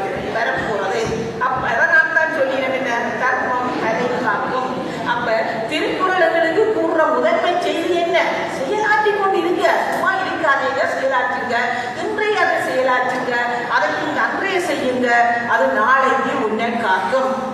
ஆகவே நான் நேரத்தை கருத்தில் கொண்டு ஒவ்வொரு குரல்களிலும் ஒவ்வொரு கருத்தாளங்களை புதைத்து வைத்திருக்கின்றார். ஒவ்வொரு குரலாக எடுத்து பார்க்கும்போது அந்த சுவை அவ்வளவு அருமையாக இருக்கும். ஆகவே அந்த ஒவ்வொரு குரலிலும் இருக்கின்ற கருத்தாளங்களை புதைத்து அதை சுவைப்பட பிஞ்சிய சுவையாக எங்களுக்கு வள்ளுவர் பெருமான் அறத்துப்பாலிலே பிஞ்சிய சுவையாக தந்திருக்கின்றார் என்று கூறி வாய்ப்பினை தந்த நல்லுள்ளங்களுக்கு நன்றிதனை தெரிவித்து விடைபெறுகின்றேன். நன்றி. வாழ்த்துக்கள். சரி, அடுத்தபடியாக இன்பமே என்று பேசுவதற்கு ஜெயசக்தி பிரபாகரன் அவர்கள் வருகிறார்கள். எல்லாம் வல்ல இறைவனுக்கும் அன்னை தமிழுக்கும் என் முதல் வணக்கம். இச்சபையில் நடுநாயகமாக வீட்டிற்கும் மதிப்பிற்குரிய நடுவர்களே, எதிர்த்தரப்பில் வாதிட வந்திருக்கும் அறத்துப்பாலில் தலைத்தோங்கிய அன்பர்களே, அவையை அழகாக இந்த மைக்கை கொஞ்சம் உங்க கீழே இறக்கி கொஞ்சம் இறக்குங்க. சரியா இருக்குமா? நல்லா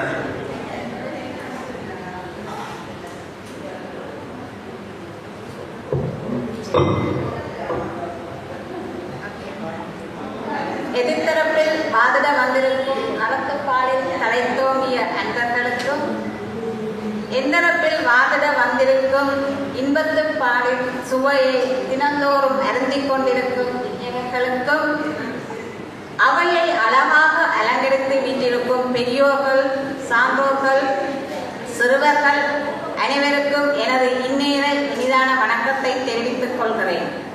உலகம் முழுவதும் தமிழ் மொழியின் பெருமையை எடுத்துக் கூறும் சாகாவரம் பெற்ற நூல் திருக்குறள். அதன் பகுதிகளான அறத்துப்பால், பொருட்பால், இன்பத்துப்பாலிலே விஞ்சிய சுவையுடையது இன்பத்துப்பாலில் என எடுத்துரைக்க வந்துள்ளேன். இன்று எதிர்த்தரப்பு அணியினர் பேசியதை கேட்டதும் இந்த தலைப்பில் எனக்கே சிறு மயக்கம் வந்துவிட்டது.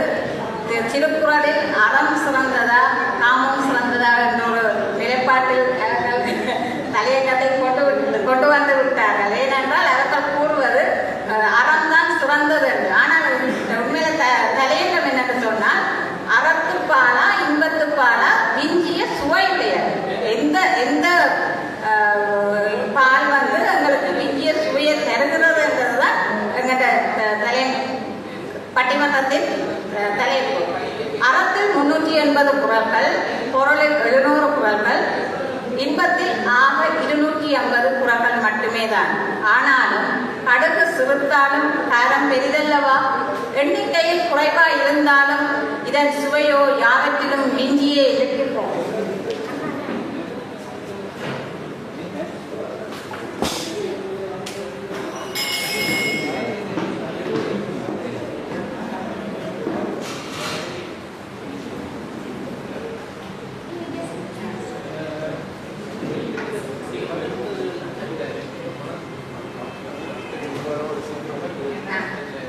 எண்ணிக்கையில் குறைவாக இருந்தாலும் இதன் சுவையோ யாவற்றிலும் விஞ்சியே இருக்கின்றது. இன்பத்துப்பாலின் ஒவ்வொரு குறளிலும் அழகு, ஆழம், உணர்வின் செறிவுகளால் நிரம்பியவை. மனித உணர்வுகளின் மகத்துவத்தை உணர்த்துவது இன்பத்துப்பாலே ஆகும். காதல், பாசம், கணவன் மனைவி உறவின் இனிமை போன்றவை வாழ்க்கையில் நிலைத்த இன்பத்தை தருவன. மனிதர்கள் நாள்தோறும் அனுபவிக்கும் நிகழ்வுகள் இன்பத்துப்பாலிலே வரும் காதல், பாசம், பிரிவு, அன்பு போன்றவை தான். திருக்குறள் காதலை மிக உயர்ந்த பண்புடனே எடுத்துரைக்கிறது. மனித வாழ்க்கை என்பது உணர்வுகளின் நுண்ணிய கலவை. துன்பத்திலிருந்து நாங்கள் விடுபட எங்களுக்கு இனிமையான வாழ்க்கை தருவ சக்தி வந்து இன்பத்திடம்தான் உள்ளது. இன்பத்துப்பால் வாழ்க்கையின் அந்த உண்மையை, மனித உணர்வுகளின் ஆழத்தையும் காதலின் பல்வேறு பரிமாணங்கள் மூலமாகவும் நமக்கு எடுத்து காட்டுகின்றது. இன்பத்துப்பாலில் ஒரு குறள் கூறுகின்றது: கருமணியின் பாவாய் நீ போதாயாம் வீடும் திருநுதற்கில்லை இடம். அதாவது, என் கருமணிக்குள் இருக்கும் பாவையே, நீ அதை விட்டு விலகி போய்விடு.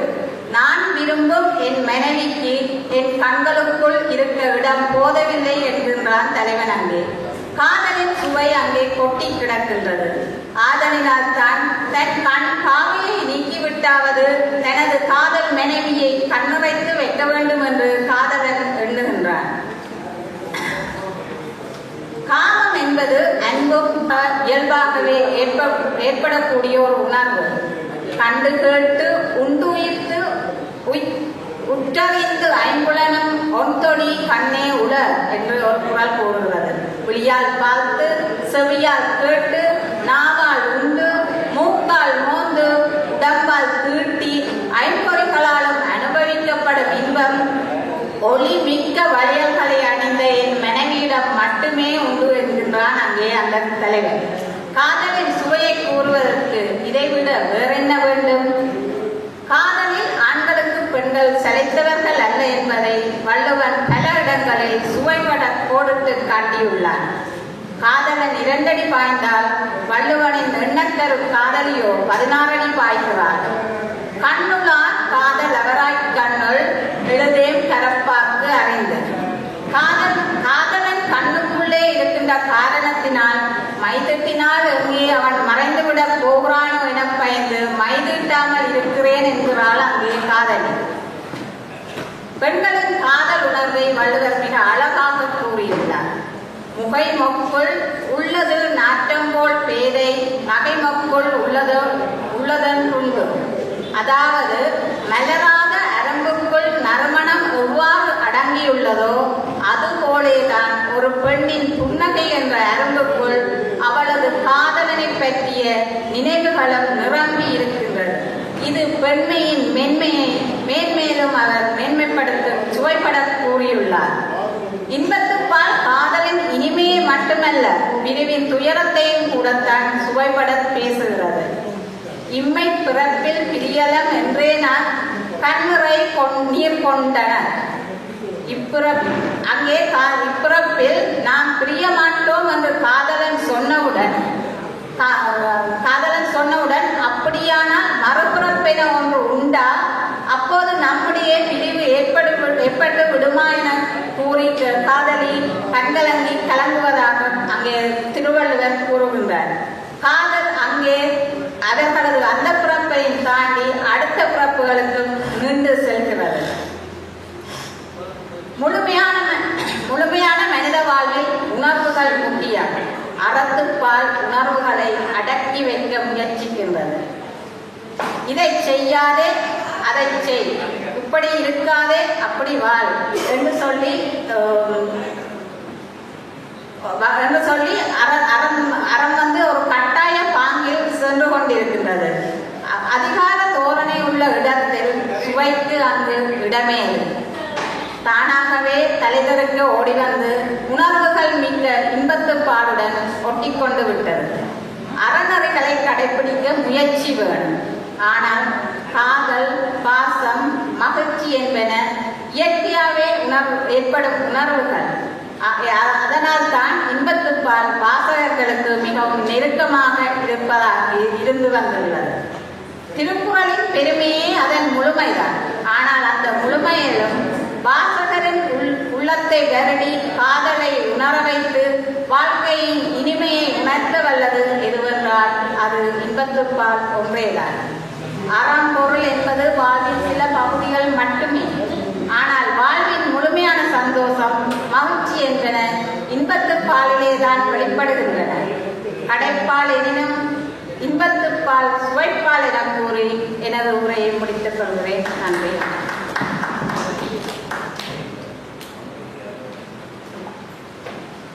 சுவை எங்கெங்க இருக்குங்கிறத அழகா எடுத்து சொன்னாங்க. நல்லா பிளான் பண்ணி எழுதிட்டு வந்திருக்காங்க. அருமையா சொன்னாங்க. அது அப்படி இருக்கு. ஒரு மொட்டுக்குள்ள வாசம் எப்படி இருக்கு அது அப்படியே கசக்கி மோதிர வாசம் அடிக்குமா? இருக்காது. ஆனா அதுல இருக்கு. மலரும் போது வெளிப்படுது. என் காதலி அவன் சிரிக்கிறா, அவன் சிரிப்புக்குள்ள அப்படி ஒரு காதல் அடங்கி இருக்கு அப்படிங்கிறத எவ்வளவு அழகா சொல்றாரு பாருங்க அப்படின்னு சுவையாக சொல்லப்பட்ட பாடல்களை எல்லாம் எடுத்து தொகுத்து சொன்னார்கள். ரொம்ப அருமையாக இருந்தது. இதற்கெல்லாம் பதில் சொல்வதற்கு பாவலர் தமிழ் செல்வி அவர்கள் திருச்சியிலிருந்து வந்திருக்கிறார்கள். அவர்கள் அறமே என்று பேச வருகிறார்கள். பேசுமாறு கேட்கணும். 5 நிமிஷம் சொன்னது அவங்க தான். அவையில் உள்ள அனைவருக்கும் வணக்கம். சுவை சுவைன்னு சொல்லிட்டு நிறைய பேசுனாங்க. அளவுக்கு மீறினா அமிர்தமே நஞ்சுன்னு தெரியும் இல்லையா, எல்லாருக்குமே தெரியும் இல்லையா. சுவை சுவைன்னு பேசினதுனால அங்கே பத்திக்கிட்டு வேற எரியுது. அரங்கத்தில் உள்ளவங்க கொஞ்சம் பேர் தான் அவங்களும் ஓடிடுவாங்களாட்டுங்க. அந்த அளவுக்கு திருக்குறளில் விஞ்சி இருப்பது, விஞ்சிய சுவை உடையது இன்பத்து பால் தான் அப்படின்ற மாதிரி அவங்க சொல்லியிருக்காங்க. இன்னொன்று சொன்னாங்க, அறம் என்பது அடக்கி வைக்கப்பட்ட ஒண்ணு, கட்டாயப்படுத்துறாங்க அப்படின்னு சொல்றாங்க. அதாவது இப்படித்தான் வாழணும்னு ஒரு வாழ்க்கை இருக்கு. எப்படி வேணாலும் வாழலாம்னா அதுக்கு பேர் வாழ்க்கையே கிடையாது. சரிங்களா? கண்கள் பாக்குது. நான் ஒரு சாலை ஓரத்தில் போயிட்டு இருக்கேன், கண்கள் பாக்குது. தொடர்ந்து ஒரு வீட்டுல ரோஜா பூ செடியில நல்ல பூக்கள் பூத்து குலுங்குது. அது என் வீட்டு செடியா இருந்தா நான் யாரையும் கேட்கறத விட நானே பறிச்சு கூட சூடிக்கலாம். இது அடுத்தவங்க வீடுனா நான் என் கண்ணு தானே நான் பாக்குது, கண்ணுக்கு நான் சுவையை தரேன்னு சொல்லிட்டு நான் அடுத்தவங்கள்ட்ட கேட்காம பறிச்சுக்க முடியுமா? அது போலதான் இப்படித்தான் வாழணும்னு ஒரு வாழ்க்கை நியதி இருக்கு. அதை விடுத்து நான் எப்படி வேணாலும் வாழலாம்னா அதுக்கு பேர் வாழ்க்கையே கிடையாது. இது அறத்துப்பால் ஒன்றும் கட்டாயத்தின் அடிப்படையில சொல்லப்பட்டதோ அல்லது அடக்கி வைக்கப்பட்ட நிலையில சொல்லப்பட்டதோ அப்படிலாம் எதுவும் கிடையாது. அறம்னா என்ன? அறத்தினால் வருவதுதான் இன்பம், மற்றதெல்லாம் இல்லை அப்படின்னு சொல்றாங்க. அப்ப அறம் தான் இன்பம் அப்படின்னா எது அறம்? உண்மையா இருக்கிறது, ஒழுக்கமா இருக்கிறது, நியதியா இருக்கிறது, அதுதான் அறம்ன்றாங்க. என்னுடைய கரங்கள் என்னிடத்தில் இருக்கிற வரைக்கும் அது பிறருக்கு எந்த கேடு செய்யாது. இல்ல என் கையில அப்படின்னு சொல்லி நான் இப்படி கையை நீட்டிகிட்டே போக முடியுமா? சாலையோரத்தில் பயணம் பண்ண போது இதுதான் என் கரம் அப்படின்னு சொல்லி என் கையை நான் நீட்டிகிட்டே போக முடியுமா? அப்படி இருக்கு அவங்க பேசுறது இல்லையா? என்ன பேசுறாங்கன்னு சொல்லிட்டு அவங்களுக்கே புரியலையா இருக்கு. ஏதோ ஒப்பிச்சுட்டு போறாங்க, மயக்கிட்டுறாங்களாம். அப்புறம் கண்ணில் இருக்கக்கூடிய எம்பாவை நீ போகிறாங்க. ஐயா, பிராக்டிக்கல் லைஃப் தயவுசெய்து வர சொல்லுங்க. அவங்க ரொம்ப ஒரு மயக்கத்துல இருப்பாங்களாட்டுக்கு, இன்பம் இன்பம்னு சொல்லிட்டு. அதாவது இயல்பாகவே கண்ணுக்கு ஒளி இருந்தாதான் இந்த உலகத்தை நம்ம பார்க்க முடியும் இல்லையா? என்னதான் காதல் மயக்கத்துல இருந்தாலும் அவங்க ரொம்ப இயல்பான நிலையில அவங்கள பேச சொல்லுங்க. அதுக்கப்புறம் முன்னாடி பேசினவர் சொன்னாரு, சொல்லுங்க, காதல்ல யாரும் இயல்பான நிலையில பேச மாட்டாங்க. பேசுனா அது காதலே இல்லை, கொஞ்சம் கலந்தடிச்சு தான் பேசணும். இல்ல கலந்துக்கலாம், அதுக்காக கூடுதலா 90 விழுக்காடா நீங்க கலந்துக்கிறீங்க. அவரு அப்துல் ரஹ்மான் ஒரு பாட்டுல சொல்லுவாரு, கடைப்பால் என்றாலே கலப்பு பால் தானே அப்படிங்கிறாரு. கடைசி பால்னா கலப்பு பால் தான். அது என்ன செய்யணும்னு கேட்டா வேற ஒன்றும் இல்லை, நிலை மறந்து வாழ்றதுதான். நம்ம நல்லா இல்லாத கணவனை நீ உங்களை மாதிரி உலகத்திலே இல்லைன்னு சொல்றான் சில நேரத்தில். அதே மாதிரி அவளும் கணவனை சொல்றா, கணவனும் மனைவி சொல்ற, உன்னை விட அழகி உலகத்துல யாரும் இல்லைன்னு. இது ரெண்டுமே போய் தான். ஆனா அந்த நேரத்தில் மகிழ்ச்சியா இருக்கா, அதுக்காக பேசிக்கிறாங்க, அவ்வளவுதானே. அதுதான் காதலுமா? நீங்க உண்மையே பேசினா அறம். கூடுதலா சொல்ல வேணாம்னா சொல்லுது. இங்க என்ன கேள்வி? என்ன கேள்வியை வினாவை புரிஞ்சுக்கிறாங்களா? திருக்குறளில் விஞ்சிய சுவையை உடையது.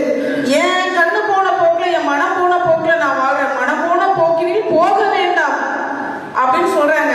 இல்ல என் மனம் போன போக்குல தான் போறேங்க, என் கண்ணுக்கு எல்லாம் குளிர்ச்சியா இருக்குது, இயற்கையை எனக்கு குளிர்ச்சியா இருக்குன்னு சொல்லிட்டு நான் பிற பெண்களை பார்ப்பதற்கு சமானம் அல்லவா? பிறன்மனை நோக்காதுன்னு தானே சொல்லியிருக்காங்க.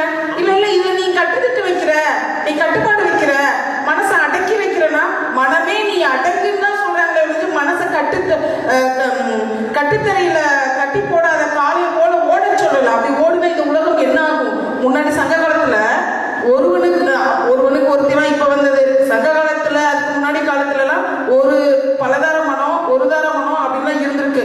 ஒரு பெண் பல ஆடவனை, ஒரு ஆண் பல பெண்ணை திருமணம் செய்து கொள்ளக்கூடிய போக்குலாம் இருந்திருக்கு. அப்போ திருமணம் எப்ப வந்துச்சு? பொய்யும் வழுகும் தோன்றிய பின்னர் ஐயன் யாத்திர கரணம் என்பது தொல்காப்பியர் சொல்லியிருக்க. எப்ப பொய்யும் புழுவும் வந்துச்சோ அப்பதான் திருமணம் என்ற முறையே வந்துச்சுங்கிறாங்க. அப்ப நீங்க இந்த இடத்துல நீங்க போய் சொல்லிட்டு இருப்பீங்களா? நீங்க அடைக்க வச்ச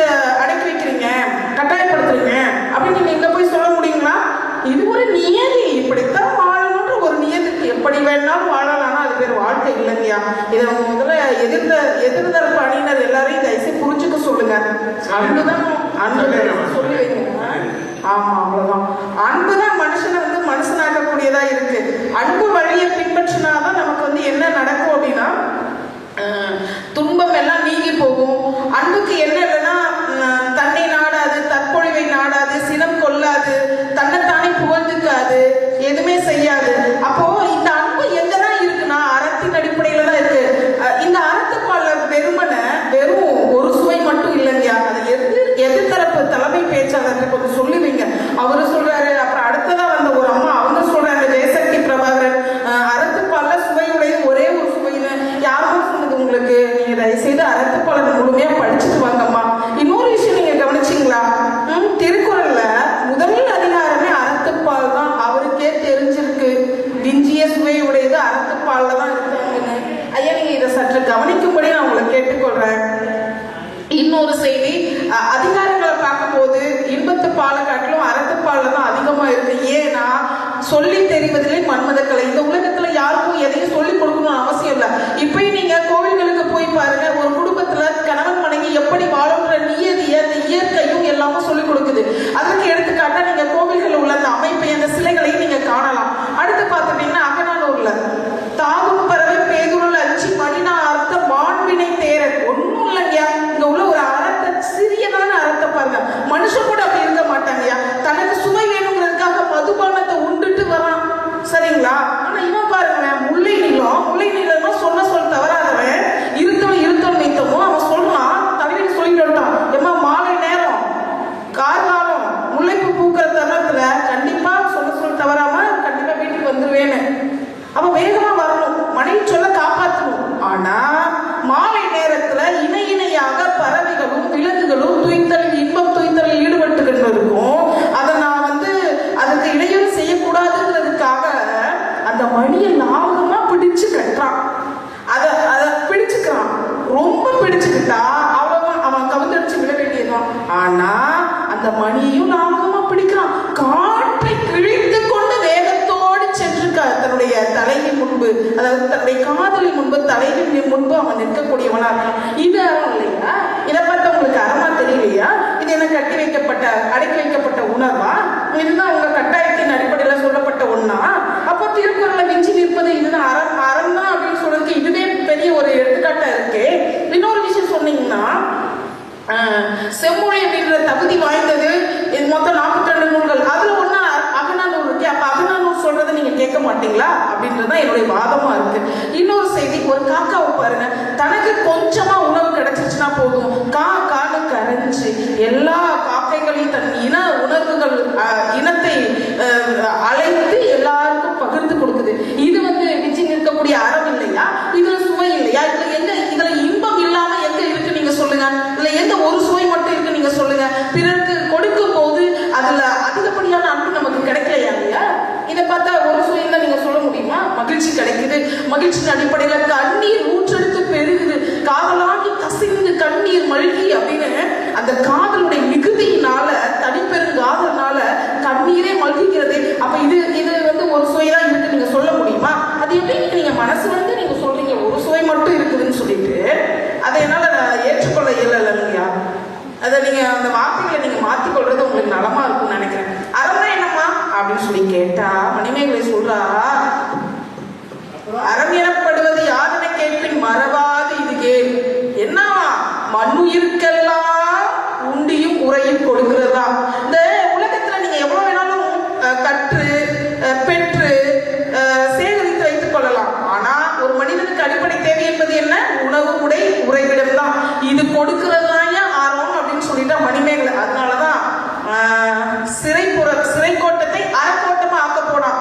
பாருங்க, இந்த காலத்துல ஒரு கிழிச்ச பேண்ட் துணியை போட்டுட்டு கண்ணாடி கூட சரியில்லை, அதை போட்டுட்டு வந்து காலேஜ் வாசல் முன்னாடி நிற்கிறான். அவன் ரொம்ப ஆனாலங்க நினைச்சுக்கிட்டு அவனு கூட அப்படியே பின்னாடி போற 10 நாள் பிக்கப் ஆயிடுச்சு, அடுத்து காதல் ஆயிடுச்சு, அடுத்த செமஸ்டர் அவனை விட்டுட்டு இன்னொருத்தனை காதலிக்கக்கூடியவளா ஆயிட்டா. இப்ப உள்ள காதல் அப்படி போயிட்டு இருக்குது. ஆனா சாதாரண நிலையில உள்ள அது குலம், எப்பேற்பட்ட குலம், அந்த குலத்தில் பிறந்தவள் ஒரு முடிவெடுக்கிறா. என்னுடைய பாட்டியை போல நான் இருக்கக்கூடாது, எங்க அம்மாவை போல நான் இருக்கக்கூடாது, அறமும் செய்யணும், பௌத்த நெறியை நான் தழுவி கொள்ளணும்னு சொல்லிட்டு இருக்கா. அப்பேற்பட்ட சிறிய பெண் வடிவத்தால, அழகால,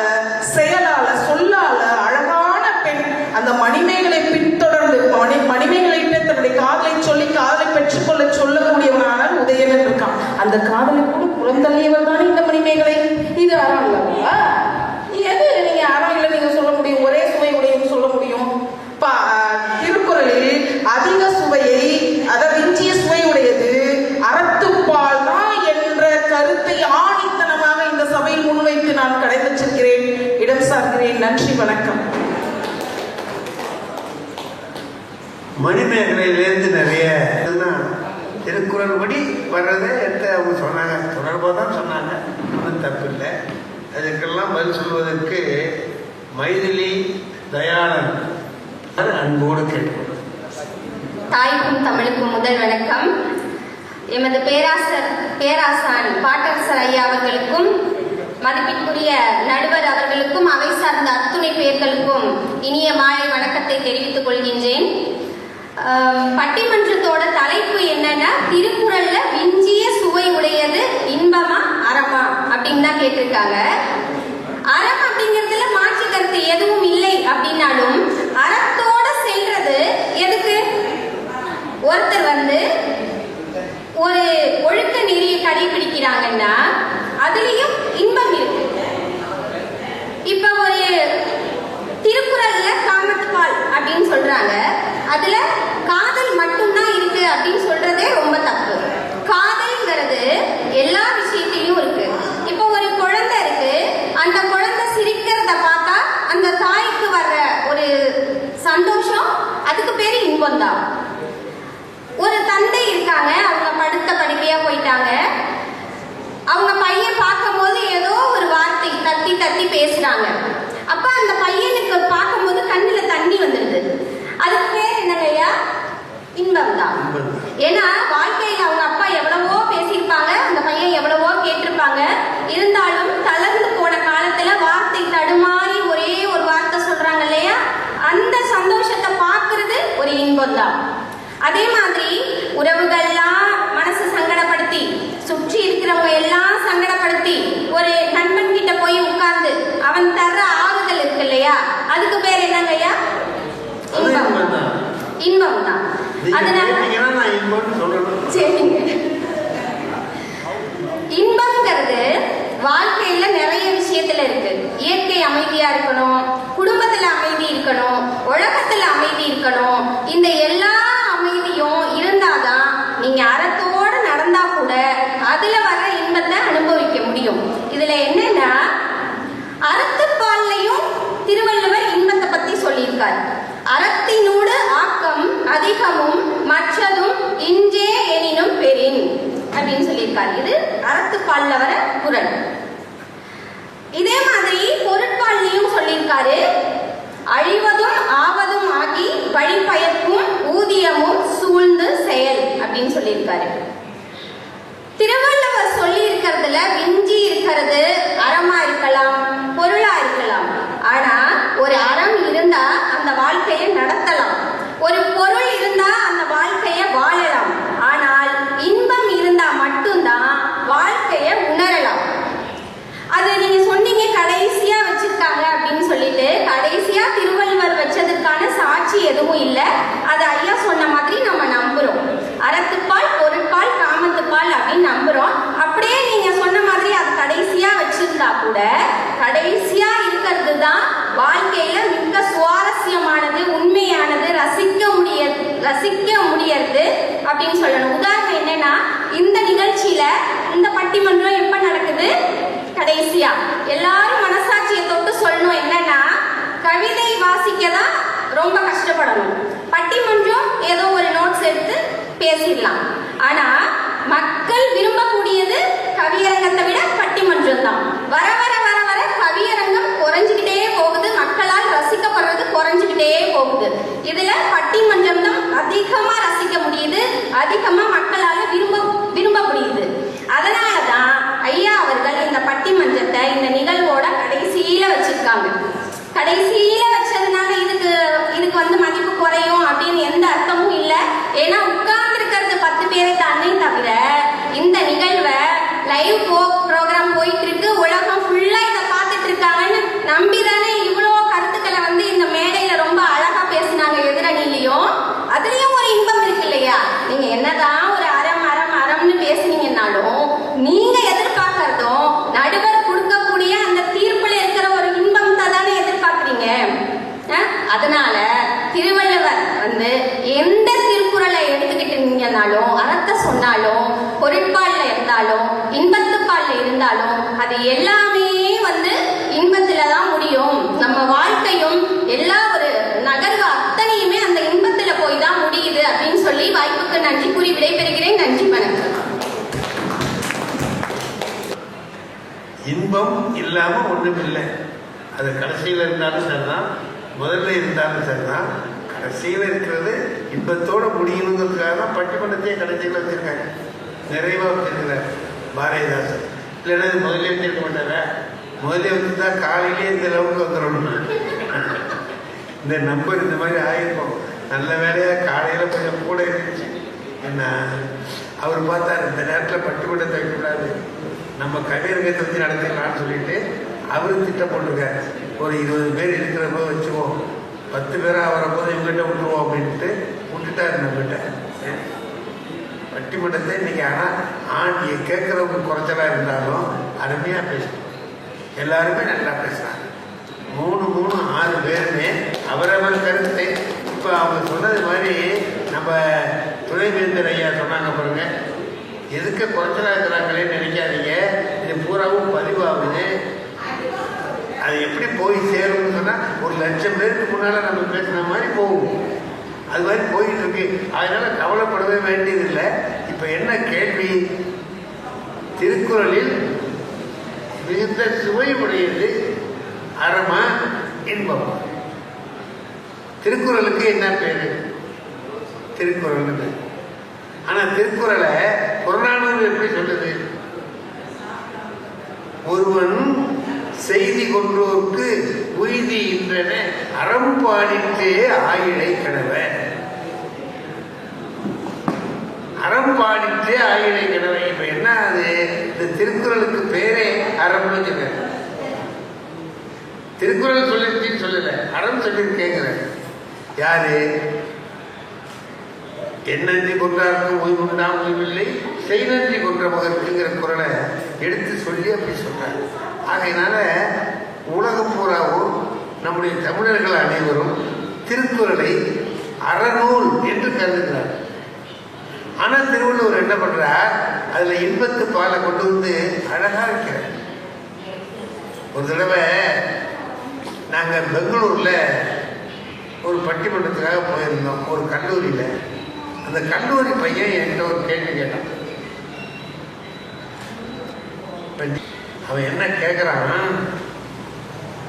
இந்த தோட்டத்துல ஒரு இளைஞன் நிற்கிறான், அடுத்த தோட்டத்துல ஒரு இளம் பெண் நிற்கிறார். இவங்க 2 பேரும் ஒருத்தரை முழுங்குற மாதிரி பார்த்துருக்காங்க. காதல் நோக்கம் அப்படி பார்த்துட்டு இருக்காங்க. இதுல இந்த பையனோட அப்பா உடனே கவனிச்சாரு.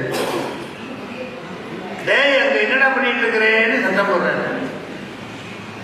அந்த பையன் காதலே வாங்கல, அவன் பொண்ணு பார்த்துட்டு இருக்கான். அப்படின்னு ஒரு திருக்குறள் இருக்கே, அது என்ன குறள் ஏன்னு கேட்கறான். தெரியுதா அந்த திருக்குறள் என்ன இருக்காங்க? இவன் அவளை பார்க்கறான், அவன் இவன் அந்த குறளை தான் அவன் அப்படி சொன்னான். அந்த குறளை தான் அவன் சொன்னான். அவர் என்ன நோக்கத்தில் எழுதியிருக்கிறாரு, அதை பையன் எப்படி எடுத்திருக்கான்னு பாருங்க. அவர் சொன்னது 2 பேரும் பார்த்துக்கிட்டா போதும், பேசிக்க வேண்டியதில்லைங்கிறார் இல்லையா? கண்ணோடு கண்ணினை நோக்கு ஒக்கின் வாய் சொற்கள் என்ன பயன்? வாய் பேச வேண்டிய அவசியமே இல்லை அப்படின்னு சொல்லி சொன்னார். இதை இவன் எப்படி எடுத்துட்டான்? அவன் அப்பன் சொன்னது காதல விழுகிறான். இளைஞர்கள் அதை அப்படி எடுத்துக்கிட்டு கொண்டு போறாங்க. அதை நீங்க புரிஞ்சுக்கிட்டீங்க. அந்த இளைஞனுடைய மனசு அவங்களுக்கு தான் புரியுது பாருங்க. அழகா சொன்னாங்க. அவன் தான் சொல்லியிருப்பான், திருக்குறள்ல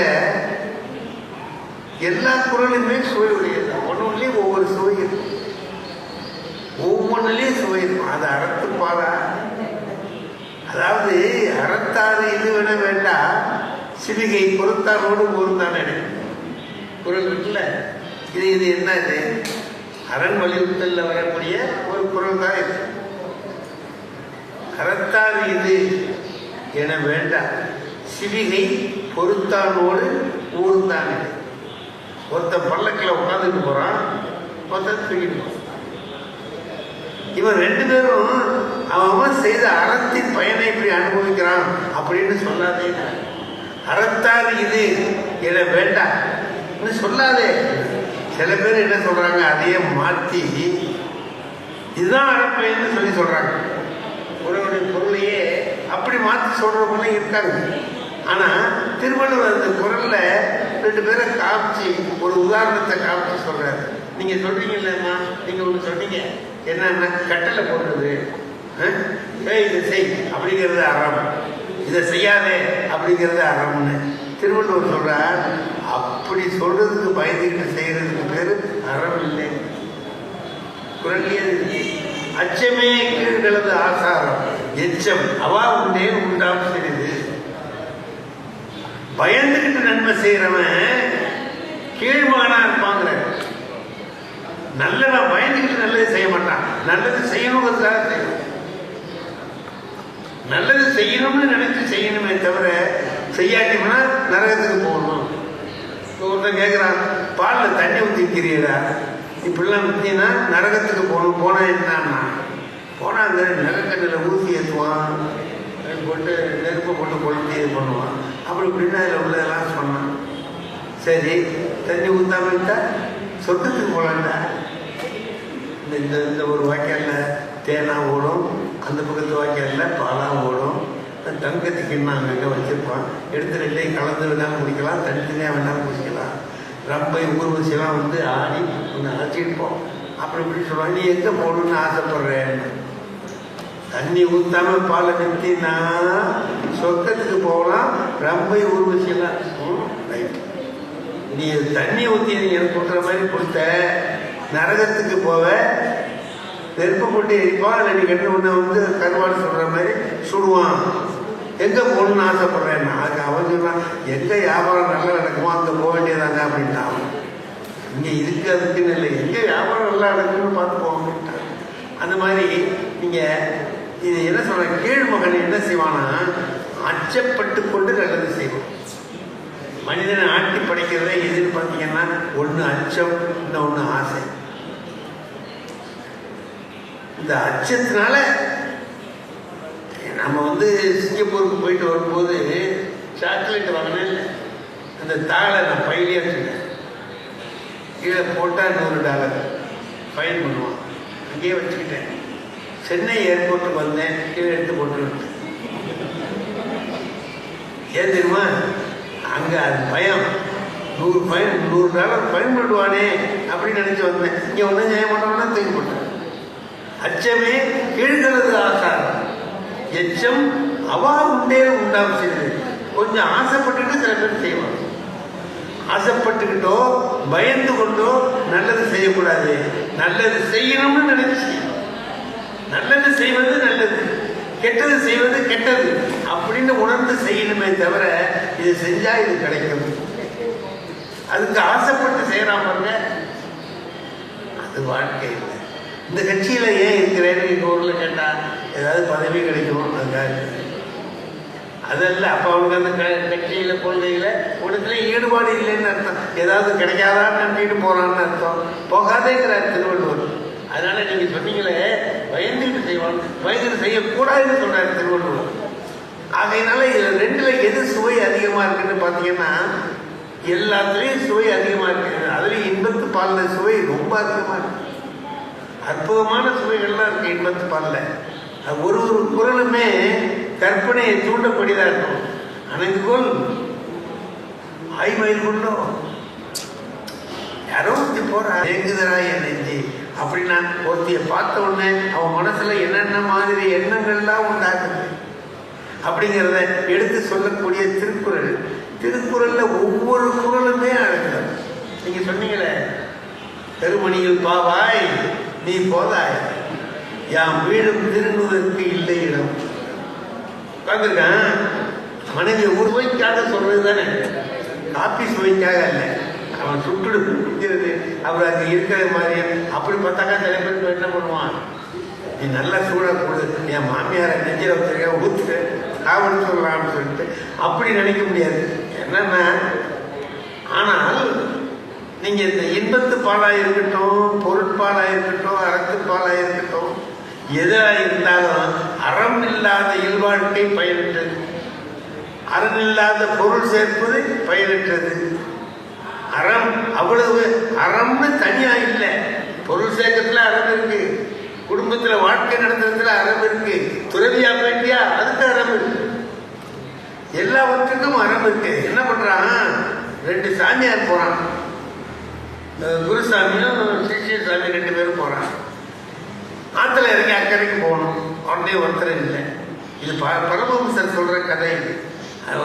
நிக்கிறாங்க, இறங்கி போகணும். ஆத்துல வெள்ளம் நிறைய போகுது. சரி வா இறங்கி போயிடுவோம்னு சொல்லிட்டு குருசாமி இறங்குது, சிஷ்ய சாமி பின்னாலே இறங்குது. ஒரு அழகான பெண் வர்ற, ரொம்ப அழகா இருக்கா, இளமையா இருக்கா, நல்லா இருக்கா. பெரிய சாமிகிட்ட போய் கேட்குறா, சாமி எனக்கு ஒரு உதவி பண்ணணும். என்ன, எங்க அம்மா வீடு அக்கறையில் இருக்கு, அவங்க ரொம்ப உடம்பு சரியில்லாமல் இருக்கேன்னு சொல்றாங்க.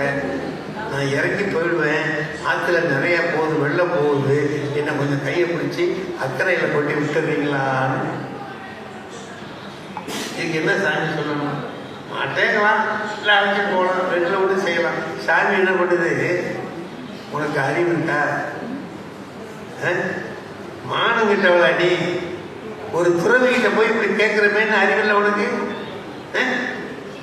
பெண்ணை நான் சொல்றேனா இவங்க கத்துறான். பார்த்தா முடிஞ்சா போல விட்டுட்டு போய் ஐயா கத்துறேன்னு சொல்லிட்டு காலையில் ஆற்றுல இறங்குறோம். அவளை தொட்டு தூக்கி நனைஞ்சு போனவளை தூக்கி போட்டுக்கிட்டு அவள் உடம்பெல்லாம் நனைஞ்சு போய் உடம்பெல்லாம் தெரியுது தூக்கி போட்டுட்டு வர்றாங்க. இந்த பையனெல்லாம் விட்டுருவானுவளா, செஞ்சியா இல்லையாடா அப்படின்னா. சிஷ்ய இப்பதான் எழுந்துச்சான். பெரிய சாமி கிட்ட சொன்னான், சாமி நான் அவளை அங்கேயே விட்டுட்டு வந்துட்டேன், நீங்க விடவே மாட்டேங்கிறீங்களே.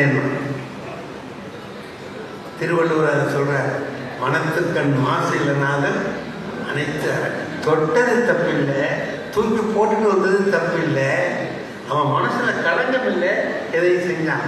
அந்த பையன் தொடல, பெரிய சாமி தொடல, அவளை தோல்ல தூக்கி போடல, ஆனா அவளையே நினைச்சிட்டு இருக்கான். நான் சொன்ன, நான் அவளை அங்கேயே விட்டுட்டு வந்துட்டேன் சாமி, நீங்க விடவே மாட்டேங்கிறீங்களே. பரமஹம்சர் சொல்றார், எதை வேண்டுமானாலும் செய்யலாம், பற்றின்றி செய். பற்றின்றி எல்லா காரியத்தையும் செய்தால் நீ துறவிதான்.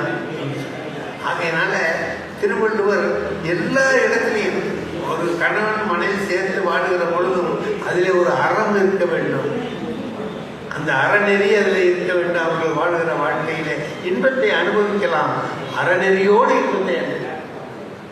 இன்பத்தை எப்படி வேணாலும் அனுபவிக்கலாம். ஆனா இப்படி அனுபவிக்க கூடாதோ, பிறன் மனை நோக்கா பேராண்மைன்னு சொல்றாரு இல்லையா, அதெல்லாம் என்ன அறம். அப்படி ஒரு பெரிய சிறப்பான விஷயத்தை பார்க்குற பொழுது ஒன்று புரியுது, எதுல சுவை அதிகமாக இருக்கு, அறத்திலையா இன்பத்திலையான்னு. 2லையுமே சுவை இருக்கு. அறம் எல்லாத்துக்கும் அடிப்படை. அறம் அறத்து பால்ல மட்டும் இல்லை, இன்பத்து பால்லையும் அறம் தான் இருக்கு. திருவள்ளுவர் பாரதிதாசன் கடைசியில் எழுதினார், முதியோர் காதல் எழுதினார். குடும்ப விளக்கில் அவர் எல்லாரும் இளைஞர் காதல் எழுதுவாங்க, அவர் ஒருத்தர் தான் முதியோர் காதல் எழுதினார். கடைசியில் அவர் எழுதுற போது சொல்றார் ஒரு பாட்டு, அருமையான பாட்டு. பாட்டிக்கு 100 வயசாயிட்டு, அவருக்கு தங்கம்னு பேரு, மனவழகர் அவருக்கு பேரு, அவருக்கு 105 வயசாகுது. இவங்க 2 பேரும் ஒருத்தர் உயிர் மாதிரி நேசிச்சு வாழ்றாங்க. அப்போ அவர் என்ன பண்றார், பேரன் போய் கேட்கறான் தாத்தா கிட்ட, ஏன் தாத்தா கிழவி ரொம்ப கண்ணு தெரியல ஒண்ணும் தெரியல, அவ மேல உயிரையே வச்சிருக்கிய, அவகிட்ட என்ன இருக்குன்னு நீ உயிரை வச்சிருக்கிறேன்னு கேட்கறான். பேர பையன், சின்ன பையன் போய் கேட்கறான். அதுக்கு அவர் சொல்றாரு, ஏய் அப்போல்லாம் அவ எப்படி இருப்பா தெரியுமா, புது மலர் மாதிரி இருப்பாடா. புது மலர் அல்ல, இப்ப காய்ந்த புல்கட்டையே அவள் காஞ்சி போன புல்லுக்கட்டை போட்டு சொன்ன அவன் உடம்பு பிடிக்கடா. ஒரு காலத்துல புது மலர் மாதிரி இருந்ததுடா, புது மலர் அல்ல, காய்ந்த புல்கட்டே அவள் உடம்பு. மதியற்ற முகம் அவளுக்கு, வரல் நிலம் குழிகள் கண்கள். மதி மாதிரி இருந்தது ஒரு காலத்துல, நான் அவளை மதி முகம்னு சொல்லியிருக்கேன். இப்ப அந்த முகமெல்லாம் எப்படி இருக்கு தெரியுமா, வறண்டு போன நிலம் மாதிரி இருக்கு. கண்ணு அல்லி மலர் மாதிரி, கோழை மலர் மாதிரி இருக்குலாம் பாராட்டி இருக்கிறேன். அந்த கண்ணு இருந்த இடத்துல 2 குழி இருக்குடாக்கோ. எங்க 2 பேருக்கு இருக்கிற மகிழ்ச்சி. முதுமையான ஒரு காலத்துல ஒரு துணையை இழந்தவங்க தான் அதோடைய துன்பம் தெரியும். அது எவ்வளவு பெரிய துன்பம் என்பது அப்போதுதான் தெரியும். கிழவியில போய் கேட்கலாம், ஏன் கிழவி என்ன தாத்தா மேல உயிரியை வச்சிருக்க, அப்படி என்ன இருக்குன்னு இப்படி உயிரோட இருக்க அப்படின்னு. அதுக்கு அந்த கிழவி சொல்றா, அவருக்கு நான் மெத்தை எப்படி போடுவேன் தெரியுமாங்கிற. அவருக்கு மெத்தை நான் எப்படி போடுவேன் தெரியுமா? காம்பு அரித்திட்ட பூவை கட்டிலில் பரப்பி, பூவுல காம்பு இருந்தா அவருக்கு குத்தி மேலிட்டு காம்பெல்லாம் அரிஞ்சு எடுத்துட்டு காம்பறிந்திட்ட பூவை கட்டிலில் பரப்பி மேலே பாம்புரி போலும் மேன்மை பட்டுடை விரித்து போட்டார். பாம்பு சட்டை மாதிரி பட்டு துணியை விரித்து போட்டது மேல அவரை படுக்க வைப்பார். தீம்பாலை பருகி அன்பன் சிறக்கவே தெரிந்தார். இனிமையான பால் கொடுப்பேன், வாங்கி குடிச்சிட்டு மகிழ்ச்சியா தூங்கினா அதுவெல்லாம் அந்நாள். இதெல்லாம் எப்ப தெரியுமா? அப்ப. இப்ப என்னன்னா மேம்பாட்டின் குறைவோ நெஞ்ச மெத்தையில் துயிலுகின்றான். இப்ப என்ன மேம்பாடு இல்லையே, வாழ்க்கையில உயர்வு இல்லைன்னு நினைச்சிட்டு இருக்கியா நீ? அவருக்கு மெத்தை தட்டி போடையினால முடியாதுடா. பூவெல்லாம் கொண்டு வந்து காம்பு அரிச்சிட்டு போட முடியாது. ஆனா என் மனசுல அந்த மெத்தையை வச்சு நான் அவரை தூங்க வச்சிருக்கேன் பாரு, அதுதான் இன்னைக்கு அவரும் நானும் இருக்கேன். அவன் சொல்றான், எனக்கு இருக்கின்றாள் என்பது ஒண்ணுதான் எனக்கு மகிழ்ச்சி. அவ இருக்கா, அவளை நான் பார்த்துக்கிட்டு இருக்கேங்கிறது அந்த அன்பு இருக்கேன். வாழ்க்கையில கடைசி வரை இளமையிலே உடலுக்காக ஏற்படுகிற அந்த கவர்ச்சி, கடைசியிலே எல்லாம் போய் மனமும் ஒன்றி இருக்கக்கூடிய வாழ்க்கை இருக்க, அந்த வாழ்க்கை உயர்ந்த வாழ்க்கை. அதுதான் அறம். 105லையும் 100லையும் அன்பு மாறாமல் வாழ்கிற வாழ்க்கை உயர்ந்த அறம். அந்த வாழ்க்கையைத்தான் பாரதிதாசன் திருவள்ளுவரிலிருந்து எடுத்துக்கலாம் அவர் சொல்றார். ரொம்ப அழகா சொல்றார். அந்த பாடல்கள் குடும்ப விளக்கு, ஒரு படித்து எல்லாரும் மகிழ வேண்டிய ஒரு காவியம், நல்லா இருக்கும். அதுதான் திருவள்ளுவர் சொல்றார் இன்பத்து பால்ல, அறத்திலேயும் சுவை இருக்கிறது, இன்பத்திலேயும் சுவை இருக்கிறது. ரெண்டுமே கலந்து ஒன்றோடு ஒன்று கலந்திருக்கும் பொழுது எதில் எது என்று சொல்லப்படும். ஆணும் பெண்ணும் கூடி வாழ்கிற வாழ்க்கைக்கு திருவள்ளுவர் சொன்ன உதாரணம் இது வரைக்கும் யாரும் சொல்லலை. பாக்கி பேரெல்லாம் என்ன சொல்லுவாங்க? உயிர் உடம்பும்பாங்க. திருவள்ளுவர் சொன்னார், உடம்போடு உயிரினை என்ன மற்ற அண்ணன் மடந்தையோடு இம்மனை நட்பு. நானும் அவளும் எப்படி இருக்கோம்னா பூவும் மனமும் மாதிரி இல்லை, அது வாடிவிடும். எப்படி இருக்கீங்கன்னா உடம்பும் உயிரும் எப்படி ஒன்னா இருக்கோ அது போல நாங்க இருக்கோம். இது இல்லைன்னா அது இல்லை, அது இல்லைன்னா இது இல்லை. அப்படி ஒரு நட்பு வாழ்க்கையை நாங்கள் வாழ்கிறோம்னா கணவனும் மனைவியும் நட்பாக வாழ்வதைத்தான் அவர் உயர்ந்த நிலையாக சொல்லுகிறார். ஆகையினாலே அறம் என்பது சுவையோடு சொல்லப்படுகிறது, இன்பமும் சுவையோடு சொல்லப்படுகிறது. ரெண்டிலேயும் அறம் கலந்து, அறம் எல்லாத்திலையும் கலந்து இருக்கிறது. அறம் இல்லாத ஒரு பால் இல்லவே இல்லை.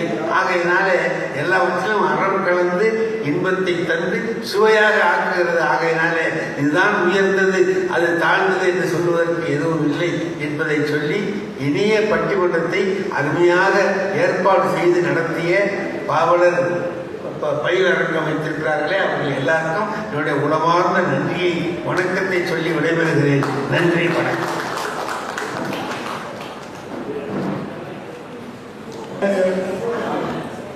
நன்றி உரை கூற வருகின்றார் பாவலர் தயாரிணி சிவநாதன் அவர்கள்.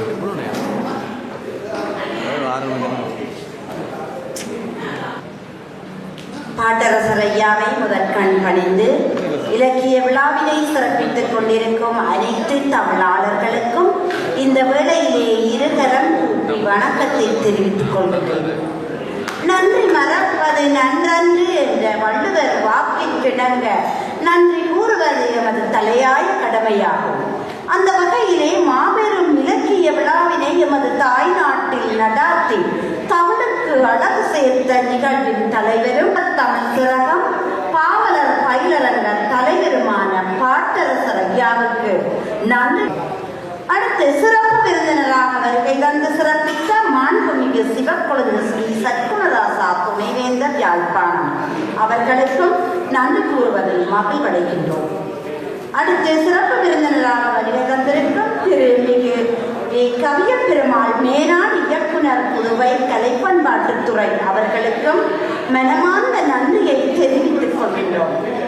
அடுத்து சிறப்பு விருந்தினராக வருகை தந்திருக்கும் முனைவர் ரவி குணவதி மைந்தன் இயக்குனர் கம்பன் திரைப்படம் அவர்களுக்கும் நன்றி கூறிக்கொள்வதில் மனமகிழ்வு அடைகின்றோம். மேலும் சிறப்பு விருந்தினர் வரிசையிலே முனைவர் ஆ சுசித்ரா, முனைவர் மா தமிழ்ச்செல்வி, பேராசிரியர் ஆதரன், திருமிகு மு அருள்செல்வன் ஆகியோருக்கும் மனமார்ந்த நன்றியை தெரிவித்துக் கொள்வதில் மகிழ்கிறோம். அடுத்து தமிழ் இலக்கிய மாண்பு என்ற தலைப்பில் சிறப்புரை ஆற்றிய நகைச்சுவை தென்றல் இரே சண்முக வடிவேல் திருவாரூர் அவர்களுக்கும் எங்கள் பயிலரங்கம் சார்பில் நன்றியை தெரிவித்துக் கொள்வதில் மகிழ்வடைகின்றோம். அடுத்து கம்பன் விருதினை பெற்றுக்கொண்ட விருதாளர்கள் விருதினை வழங்கி சிறப்பித்த துணைவேந்தர் அவர்களுக்கும் நன்றி கூறிக்கொள்வதிலே பெருமகிழ்வு அடைகின்றோம். அடுத்து மாபெரும் இலக்கிய விழாவில் பாவலர் மணி பட்டம் பெறுவோருக்கும் பாவலர் பட்டம் பெறுவோருக்கும் அவர்களுக்கான பட்டத்தினை வழங்கி கௌரவித்த தலைவர் அவர்களுக்கும் மனமார்ந்த நன்றியை தெரிவித்துக் கொள்கிறோம். இன்றைய நிகழ்விலே மரபு கவிதை நூலினை வெளியீடு செய்த பாவலர்களுக்கும் வெளியீடு செய்து வைத்த பெருந்தகைகளுக்கும் நன்றி கூறிக்கொள்வதிலே பெருமகிழ்வு அடைகின்றோம்.